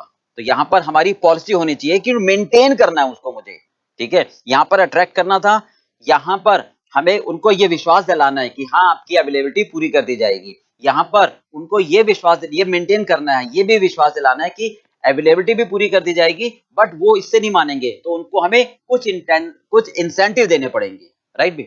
यहाँ पर कुछ नए फीचर आप जोड़ सकते हो, और वो भी लो कॉस्ट पर, तो कुछ मेंटेन हो जाएंगे, नहीं तो ये डिसअपियर हो जाते हैं। यहाँ पर कह सकते हो डिसअपियर, ठीक है। Sale promotional R&D through promotional activities attract customer, यानी यहाँ पर हम ज्यादा खर्चे करना चाहते हैं ताकि कस्टमर को अवेयर करा सके, कस्टमर को अट्रैक्ट करा सके, यानी प्रोडक्ट की अवेयरनेस बता सके कि हमारे प्रोडक्ट में ये खासियत है, ठीक है। ये हमारी पॉलिसी होनी चाहिए। अब यहाँ पर कहते हैं सेल प्रमोशनल के द्वारा हम क्या करते हैं, एस्टेब्लिश करते हैं अपने ब्रांड आइडेंटिटी को। यहाँ पर धीरे धीरे कस्टमर जब बढ़ता है, तो हम ब्रांड की तरफ जाना चाहते हैं, हम उसको ये समझाना चाहते हैं कि हमारा प्रोडक्ट ब्रांड है, तो यानी ब्रांडेड की तरफ जाकर हम प्रमोशनल एक्सपेंडिचर बढ़ाना चाहते हैं, ठीक है। यहाँ पर sale promotional incentives are necessary, इसका मतलब सेल प्रमोशनल तो जरूरी है, नहीं तो आप मेंटेन नहीं कर पाओगे, ठीक है। यहाँ पर क्या आता है, डिल, यानी आप डिक्लाइन स्टेज है, तो अब यहाँ पर प्रमोशन खर्चे मत करो, ये स्ट्रेटेजी फॉलो करो आप। कस्टमर क्या करते हैं, efforts two by the product, यानी कस्टमर, हम एफर्ट्स करते हैं कि वो हमारा प्रोडक्ट खरीदे, ठीक है। यहाँ मेंटेन करते हैं control over the product quality to assure customer satisfaction. हम यहाँ पर ग्रोथ में, कस्टमर जब एक बार आने लगा, तो हम उसकी सेटिस्फैक्शन के लिए क्वालिटी को मेंटेन करना चाहते हैं, लॉन्ग टर्म रिलेशन रखना चाहते हैं कस्टमर से, पार्टनर से। पार्टनर का मतलब जो सप्लाई चेन में होती है, ठीक है, ध्यान रखना। यहाँ पर हम कस्टमर को अट्रैक्ट करना चाहते हैं, ठीक है। अब हो गया, तो उसको ये एश्योर दिलाना चाहोगे कि आपको हम ऑन टाइम डिलीवरी दे देंगे और क्वालिटी प्रोडक्ट देंगे, तो उसको सेटिस्फैक्शन की एश्योरेंस दिलवाना चाहते हो। यहाँ पर strong marketing efforts are needed to win over competitors customer, यानी डिफरेंशिएशन पॉलिसी, मतलब आपको कंपटीशन एडवांटेजेस चाहिए, तो वो कैसे होगा, आप डिफरेंशिएशन पॉलिसी लगाओगे। डिफरेंशिएशन पॉलिसी क्या होती है, आप अपने प्रोडक्ट में फीचर्स दूसरे से बेहतर लाओगे, तभी कंपटीटर को अनसीट कर पाओगे, नहीं तो फिर मैच्योरिटी स्टेज में आप मेंटेन नहीं कर पाओगे, ठीक है। यहाँ पर क्या कहता है, use the product as replacement product for launching another product, मतलब वो प्रोडक्ट खत्म हो रहा है, तो रिप्लेसमेंट के बारे में सोचो। जब वो जो प्रोडक्ट है आपका खत्म होता जा रहा है, जैसे पेजर है खत्म हो रहा है, तो उसके लिए मोबाइल फोन नई फीचर वाला प्रोडक्ट सोच लो पहले से, ठीक है, ताकि firm ever discontinue the product, ताकि हम पुराने वाले को डिसकंटिन्यू कर पाए। तो ये हमारी स्ट्रेटेजी होनी चाहिए। क्लियर पार्ट बेटा? चलिए अब इसके बाद आगे चलते हैं हम। चलिए देखो, अगला है इसमें benefit of life cycle costing. क्या मतलब हुआ इस बात का कि लाइफ साइकिल कॉस्टिंग की क्या क्या फायदेमंद है, क्या क्या फायदे हैं। बिल्कुल सिंपल सी बात है। लाइफ साइकिल में क्या होता है कि प्रोडक्ट की पूरी लाइफ को एनालाइज करते हैं, फिर हम डिसीजन लेते हैं, ठीक है। तो हम ये कह सकते हैं कि ये अर्लियर एक्शन है, राइट। सबसे पहली बात क्या कह सकते हैं हम, अर्लियर एक्शन है,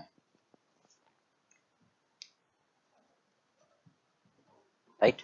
मतलब हम जो रेवेन्यू से प्रॉफिट जनरेट होता है, उसको हम कॉस्ट से कंपेयर कर लेते हैं, ओके। तो इसलिए हम पहले से एक्शन ले लेते हैं, यानी हम ये कह सकते हैं कि रेवेन्यू को कंपेयर करते हैं किससे, over cost, over the life, okay. एक अकाउंटिंग पीरियड की कॉस्ट को रिवेन्यू से कंपेयर नहीं करते, ओवर द लाइफ कितनी रिवेन्यू जनरेट करेंगे और कितनी कॉस्ट खर्च होगी, राइट। तो ये कह सकते हैं लॉन्ग टर्म रिवार्ड है, लॉन्ग टर्म रिवार्ड देता है instead of short term reward, instead of short term reward, right. क्योंकि लॉन्ग टर्म बेनिफिट देगा आपको ना, पूरे 5 साल 10 साल में कितना फायदा होगा पहले से जज कर लोगे, ठीक है। और हम हर स्टेज पर कॉस्ट को कंट्रोल कर सकते हैं, ये मेन फीचर है, cost can be controlled, cost can be controlled at each stage. क्योंकि एनालाइज करते हो ना भाई, जब आप प्रोडक्ट को एनालाइज करोगे कि इंट्रोडक्शन स्टेज एनालाइज करोगे, ग्रोथ एनालाइज करोगे, मैच्योरिटी एनालाइज करोगे, डिक्लाइन, तो सर हम क्या करेंगे, जब हर स्टेज पर हम कॉस्ट को एनालाइज करेंगे तो देखेंगे कहाँ कॉस्ट हमारी ज्यादा आ रही है, तो कॉस्ट हम उसको कंट्रोल कर पाएंगे। मतलब ये हुआ कि जैसे मान लो ग्रोथ स्टेज है, ठीक है, जैसे कहते हैं penetration can be applied at any stage, तो ग्रोथ स्टेज में हमें लग रहा है कि हमारी सेल बढ़नी चाहिए, फीचर्स है, और किसी वजह से नहीं बढ़ रही, तो हम कॉस्ट को कंट्रोल करना चाहेंगे कि कहाँ का हमारी नॉन वैल्यू एडिड एक्टिविटीज है, उसको देखो, इसके जो फीचर्स है हम उससे सिंक्रोनाइज नहीं कर पा रहे, तो इसका मतलब हम कहीं ना कहीं पीछे जा रहे हैं, तो आप एक्शन लोगे रेमेडियल। तो हम ये कह सकते हैं it helps in decision making, it helps in decision making. Decision making का मतलब क्या कि प्रोडक्ट लॉन्च करना या नहीं करना, यानी कंपेयर द रेवेन्यू और द प्रोडक्ट, तो इससे क्या फायदा होगा कि हम डिसीजन ले पाएंगे, ठीक है। और सबसे पहली बात, R&D को आप मेजर कर पाओगे, और रिसर्च एंड डेवलपमेंट को मेजर कर पाओगे हर स्टेज पर, कंपेयर कर पाओगे over the revenue, compare with the revenue at each stage. Her stage पर R&D को जो खर्चा हमें करना है वो कंपेयर कर पाओगे, तभी आप डिसीजन ले पाओगे, ठीक है। क्या क्या होगा, अर्लियर एक्शन है टू जनरेट रेवेन्यू और लोअर कॉस्ट, ठीक है। रेवेन्यू को कॉस्ट से कंपेयर करते हैं over the life, not in one accounting period. Long term reward देता है, शॉर्ट टर्म नहीं देता है, ये पूरी लाइफ का डिसीजन दे देता है, और हर स्टेज में मैं कॉस्ट को कंट्रोल कर सकता हूँ। डिसीजन मेकिंग में हेल्प करता है कि मैं प्रोडक्ट लॉन्च करूं या ना करूं, हर स्टेज पर R&D को मैं जज कर सकता हूं, अकाउंटेबिलिटी कर सकता हूं कि भाई मैं इतना खर्चा मेरे लिए जस्टिफाइड है या नहीं, ये इसके फायदे, राइट। चलिए बेटा, नेक्स्ट है हमारे पास एनवायरमेंटल मैनेजमेंट अकाउंटिंग।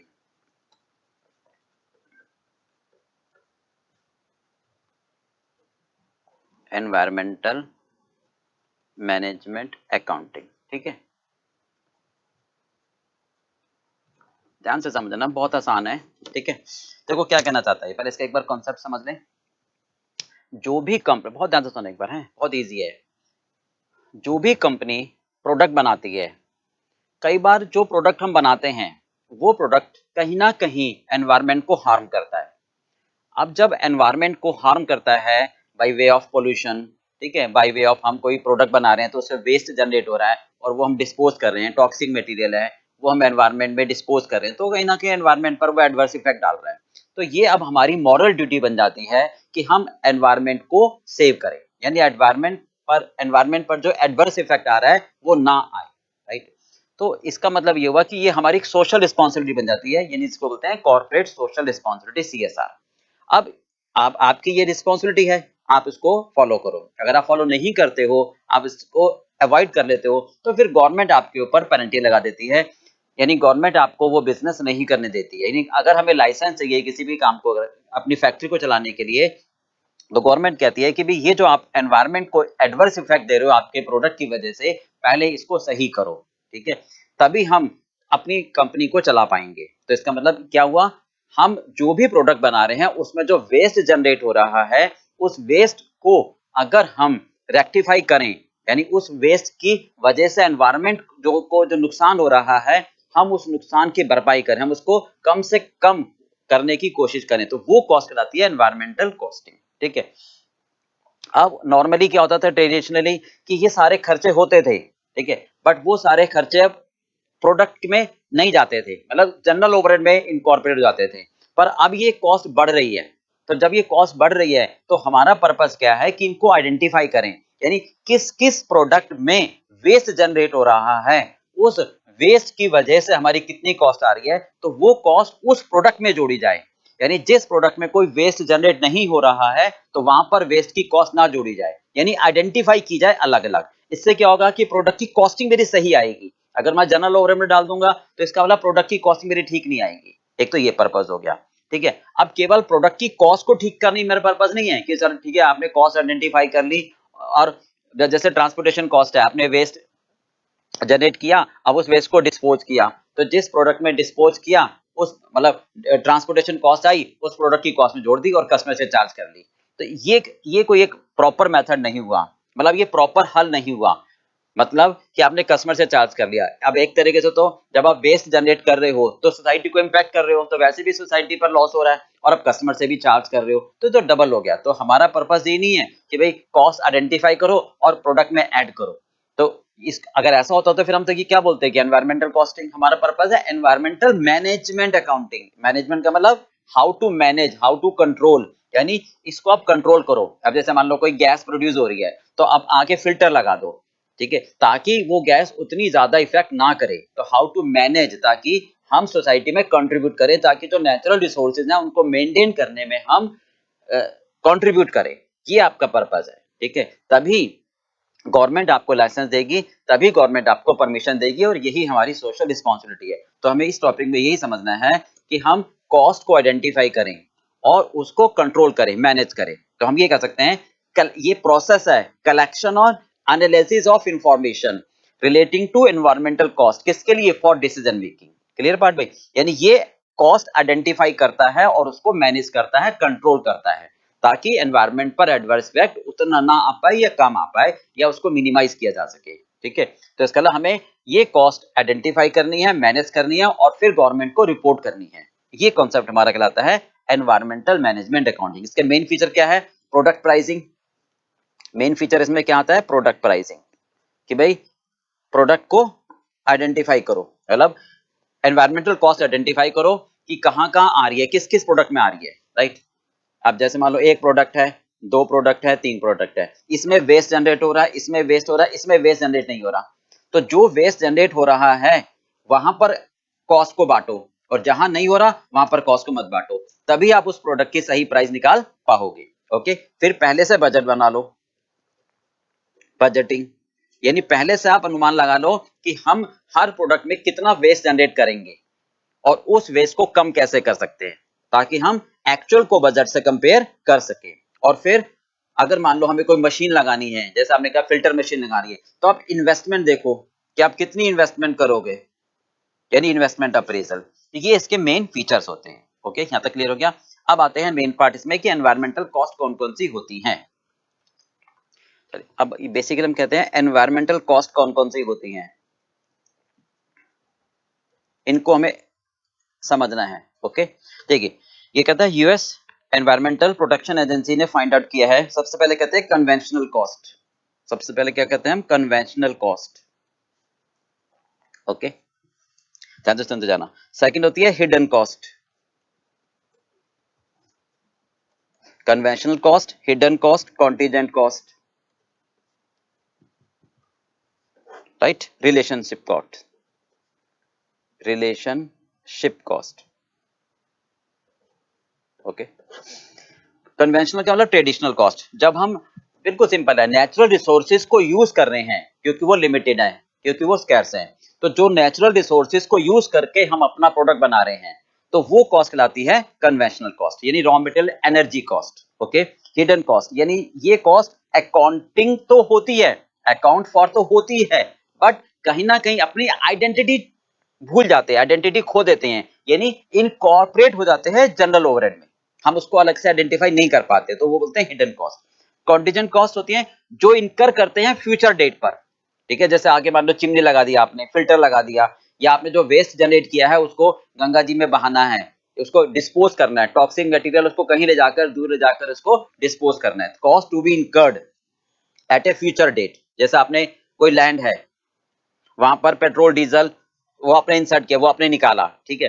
अब जहां जिस भूमि से आप पेट्रोल डीजल केरोसिन निकालते हो, तो वो लैंड इतनी बेकार हो जाती है कि वहां पर कोई घास या कोई भी एक्टिविटीज नहीं हो पाती, यानी वहां पर अपने घास भी नहीं उगेगी, इतनी बेकार हो जाती है। तो इसका मतलब अब वहां पर हमें कोई सॉइल एक्टिविटीज करनी पड़ेंगी ताकि वो रिफॉर्म होकर दोबारा किसी ना किसी फॉर्म में यूज हो सके, तो उसको बोलते हैं हम contingent cost. Okay, relationship cost, यानी cost of preparing environmental report, जो हम एनवायरमेंटल रिपोर्ट बनाकर गवर्नमेंट को देते हैं उसको बोलते हैं हम रिलेशनशिप कॉस्ट। हो गया क्लियर?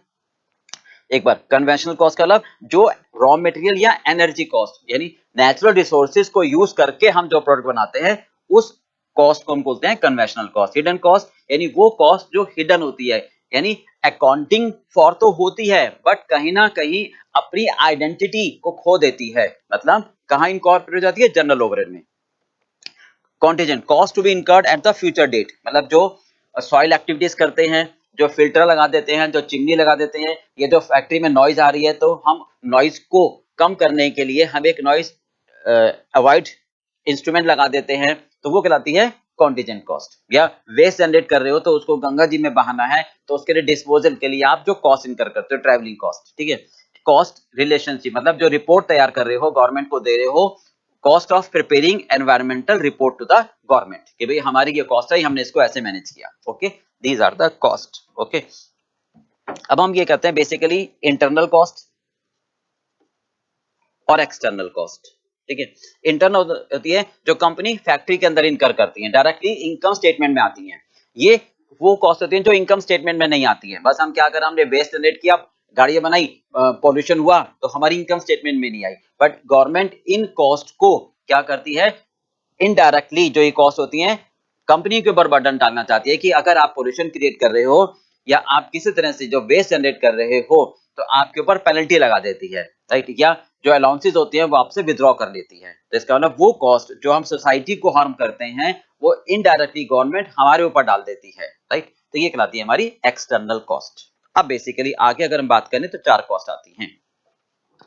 हाँ जी, अब देखिए आगे कहते हैं हैंसन एंड मेंडोजा के हिसाब से कॉस्ट को 4 पार्ट्स में डिवाइड करा गया है। ठीक है, पहला है एनवायरमेंटल प्रिवेंटिव, जैसे हमने टीक्यू में करा था ना, प्रिवेंटिव मेंटेनेंस कॉस्ट, इसको बोलते हैं preventive related cost, preventive maintenance cost कह सकते हो आप इसको।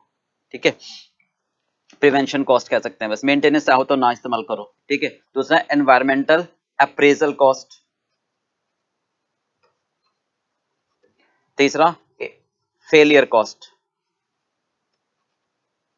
तीसरा फेलियर, इंटरनल और एक्सटर्नल, इसमें दो आ जाते हैं इंटरनल और एक्सटर्नल। तो सबसे पहले environmental preventive cost. Environmental preventive cost क्या होती है? Prevention is better than cure, यानी मशीन में हमने क्या करा था, मशीन के हर पार्ट्स की थ्योरेटिकल लाइफ खत्म होने पर हमने हर पार्ट्स को चेंज किया, ब्रेकडाउन पर नहीं, खत्म मतलब थ्योरेटिकल लाइफ खत्म होने पर, यानी खराब हो उससे पहले चेंज कर दो, मतलब बुखार हो उससे पहले दवाई ले लो। तो कहते हैं cost to be incurred to prevent adverse environment effect. मतलब अगर हमारे पास हमें लग रहा है कि भी हम जो गैस प्रोड्यूस कर रहे हैं उससे एनवायरमेंट पर इफेक्ट हो रहा है तो हम एक फिल्टर लगा देते हैं पहले, यानी इन्वेस्टमेंट इन प्रोटेक्टिव इक्विपमेंट। ठीक है, पोल्यूशन, अब गाड़ियां बना रहे हैं तो पोल्यूशन हो रहा है तो पहले से ही हम क्या करें, एक इक्विपमेंट लगा दें जो पोल्यूशन को कंट्रोल करे, तो वो कहलाएगी कॉस्ट प्रिवेंशन कॉस्ट, यानी प्रिवेंटिव कॉस्ट। ठीक है, तो हम कह सकते हैं cost to be incurred to prevent adverse environmental impact. ठीक है, तो ये कॉस्ट कहलाएगी प्रिवेंटिव। अप्रेजल का मतलब था नॉर्मल इंस्पेक्शन, वही था नॉर्मल इंस्पेक्शन, यानी आप जो भी गवर्नमेंट को रिपोर्ट तैयार कर रहे हो तो रिपोर्ट तैयार करने का जो खर्चा होगा, ऑडिट का जो खर्चा होगा, मैनेज का जो खर्चा होगा, ठीक है, इंस्पेक्शन का, टेस्टिंग का, to ensure that product process are in accordance with the environmental standard. ठीक है, जो भी एनवायरमेंटल स्टैंडर्ड है उसके हिसाब से हमारा प्रोडक्ट बने, इसके लिए हम नॉर्मल इंस्पेक्शन कर रहे हैं, नॉर्मल टेस्टिंग कर रहे हैं, that is appraisal cost. Clear बात? हाँ जी, फेलियर में दो आते हैं, इंटरनल और एक्सटर्नल, इंटरनल और एक्सटर्नल। ओके, इंटरनल में क्या होगा, जो फैक्ट्री के अंदर होती हैं, एक्सटर्नल जो फैक्ट्री के बाहर होते हैं, यानी cost incurred from the activities that have been produced but not discharge into the environment, यानी वो एक्टिविटीज जो हमने कर दी बट हमने एनवायरनमेंट में डिस्चार्ज नहीं करी, यानी जो स्क्रैप हुआ उसको रिसाइकलिंग कर दिया, जो स्क्रैप हुआ फैक्ट्री में उसको रिसाइकिल कर दिया। ठीक है, टॉक्सिक मटेरियल को फैक्ट्री में ही हमने किसी तरह से सेटल कर दिया, तो वो कहलाता है इंटरनल फेलियर कॉस्ट। एक्सटर्नल का मतलब होता है कॉस्ट ऑफ डिस्पोजल, यानी फैक्ट्री से बाहर, यानी हमने अगर कोई भी सफाई करी, क्लीनिंग अप कॉस्ट, ठीक है, restoring land of natural state, यानी लैंड को जैसे हमने पेट्रोल निकाला, डीजल निकाला, तो अब वहां उस भूमि से कोई भी काम नहीं हो सकता, वहां पे घास भी नहीं हो सकती, तो उस पे कोई सॉइल एक्टिविटी करी, ठीक है, या आपने फॉरेस्ट डिग्रेडेशन किया, आपने जैसे वुड का काम है तो लकड़ियां काटी, तो आपने क्या करा, जितने प्लांट आपने डिग्रेडेट करे उतने ट्री कहीं और लगा दिए, तो वो कहलाती है एक्सटर्नल फेलियर कॉस्ट। ठीक है, यानी cost of disposal out of the factory, tree लगा दिए कहीं, ठीक है, यानी लैंड पर सॉइल एक्टिविटी कर दी, या जो वेस्ट आपने निकाला उस वजह से जो जमुना जी खराब हुई उसको साफ करने में जो आपने खर्चा किया। क्लियर हो क्या पार्ट?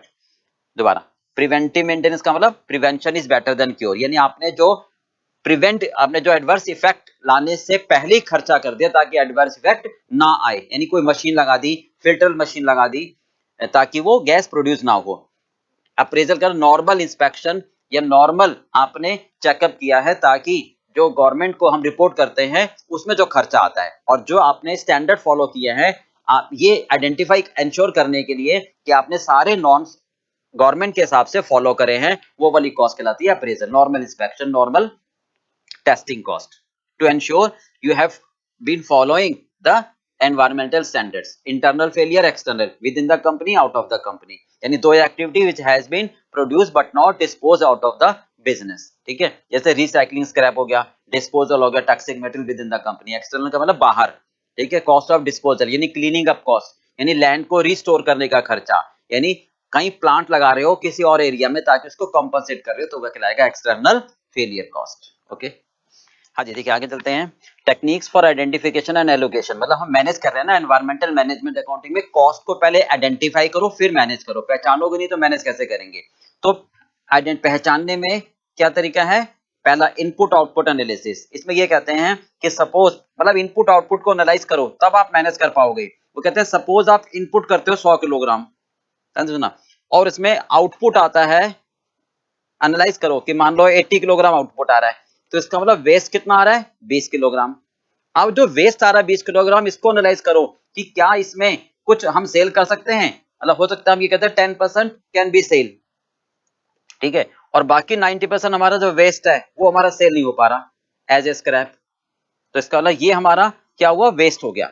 तो हम ये एनालाइज करेंगे पहले और फिर तभी तो हम मैनेज कर पाएंगे कि भाई हम इस वेस्ट को रिड्यूस कैसे करें। तो जब तक आपको पता ही नहीं चलेगा कि कितना वेस्ट आ रहा है तो कैसे उसको मैनेज करोगे, कैसे कंट्रोल करोगे। तो how to manage, how to control, उससे पहले पता तो लगे कितना आ रहा है वेस्ट। ठीक है, अगर 100% सेल हो जा रहा है फिर तो कोई प्रॉब्लम ही नहीं है, तो जितना परसेंटेज सेल हो जा रहा है वो तो हो गया, और जो वेस्ट सेल नहीं हो पा रहा तो वो आपका लॉस है। लॉस का मतलब कॉस्ट, यानी पैसे का ना आना भी जाना होगा, जो कॉस्ट लग रही है वो रेवेन्यू की फॉर्म में नहीं आ रही ना, तो आपका लॉस है, लॉस मींस कॉस्ट, तो ये वाली एनवायरमेंटल कॉस्ट कहलाएगी। आप अब कुछ मेजर्स फॉलो करोगे, आप प्रोसेस चेंज करोगे, कुछ प्रोसेस फॉलो करोगे, कुछ मेजर्स फॉलो करोगे ताकि वेस्ट जो आपका हो रहा है वो कम हो सके, राइट। अब सेकंड आता है हमारे पास एबीसी, यानी एक्टिविटी बेस्ड कॉस्टिंग। ठीक है, हाँ जी, अब इसमें कहते हैं कि अगर हम सारे खर्चों को सिंगल रिकवरी रेट से बांट दें तो क्या होगा, जनरल ओवरहेड में काउंट हो जाएंगे।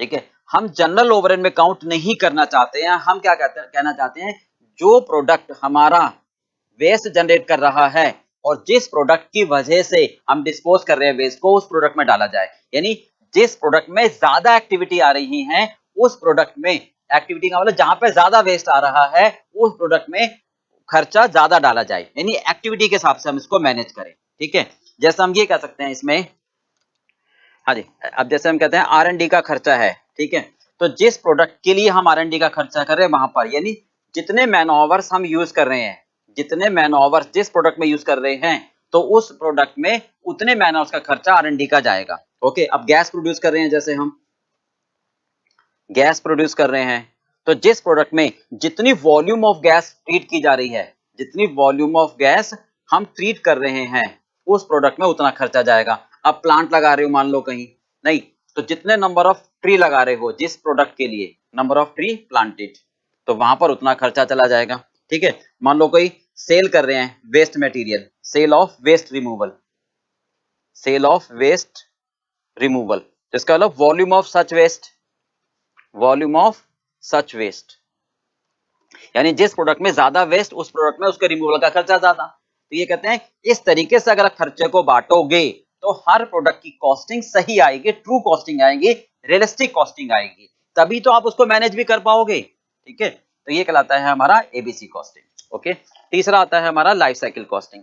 लाइफ साइकिल कॉस्टिंग में क्या कहते हैं कि हम एक प्रोडक्ट की अकाउंटिंग पीरियड में एनवायरमेंटल कॉस्ट को जज ना करें, पूरे लाइफ में जो एनवायरमेंटल कॉस्ट का खर्चा आएगा उसको हम एनालाइज करें, तब हम सही तरह से आइडेंटिफाई कर पाएंगे। और इसके लिए हम टीक्यूएम अप्रोच को फॉलो कर सकते हैं। टीक्यूएम में क्या था, जीरो डिफेक्ट, यानी जीरो कंप्लेंट आए, यानी कोई भी आपके पास कंप्लेंट ना आए, ठीक है, जीरो डिफेक्ट आए, जीरो वेस्ट आए। ये अगर हमारा पर्पस होगा तो हम कॉस्ट को सही तरह से एनालाइज करके अपने टारगेट को अचीव कर सकते हैं।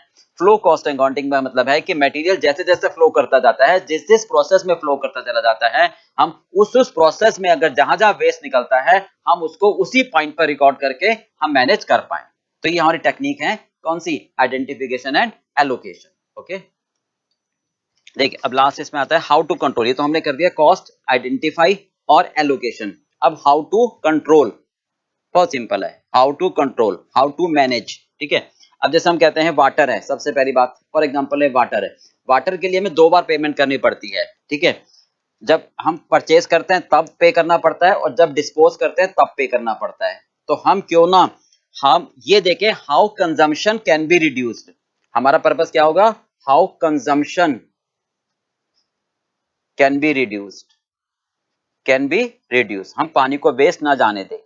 जैसे कहते हैं ना energy save is to energy produce. ठीक है, तो हम कंट्रोल करें वाटर को, क्योंकि वाटर के लिए 2 बार पे करना पड़ता है, जब आप इनपुट खरीदते हो और जब आप डिस्पोज करते हो। तो इसका मतलब कंजम्पशन को आप कैसे रिड्यूस कर सकते हो। ओके, अब ट्रांसपोर्टेशन है। ठीक है, ट्रांसपोर्टेशन में क्या कर सकते हो आप कि जो फ्यूल एफिशिएंट व्हीकल्स हैं वो यूज करो, जो फ्यूल एफिशिएंट वैन्स हैं, व्हीकल्स हैं, उनको आप इस्तेमाल करो, तो आप कॉस्ट को कंट्रोल कर पाओगे। ठीक है, अब कंजम्पशन ऑफ रॉ मटेरियल है, तो आप नेचुरल रॉ मटेरियल परचेज करो, आर्टिफिशियल परचेज मत करो। जैसे मान लो आप टोनर है, टोनर कार्टेज है, तो वो रिफिल करो इंस्टेड ऑफ रिप्लेस। ठीक है, फिल्टर है, आप गैस एमिशन के आगे आप फिल्टर एमिशन लगा दो, गैस एमिशन लगा दो, तो इससे क्या होगा, आपकी कॉस्ट आपको कंट्रोल कर, आपकी कॉस्ट मैनेज हो जाएगी कहीं ना कहीं। तो these are the controlling method. Okay, हो गया क्लियर। अब एक बार बहुत शॉर्ट में रिवाइज कर लें। देखिए कंपनी, बिल्कुल शॉर्ट में रिवाइज कराता हूं फटाफट।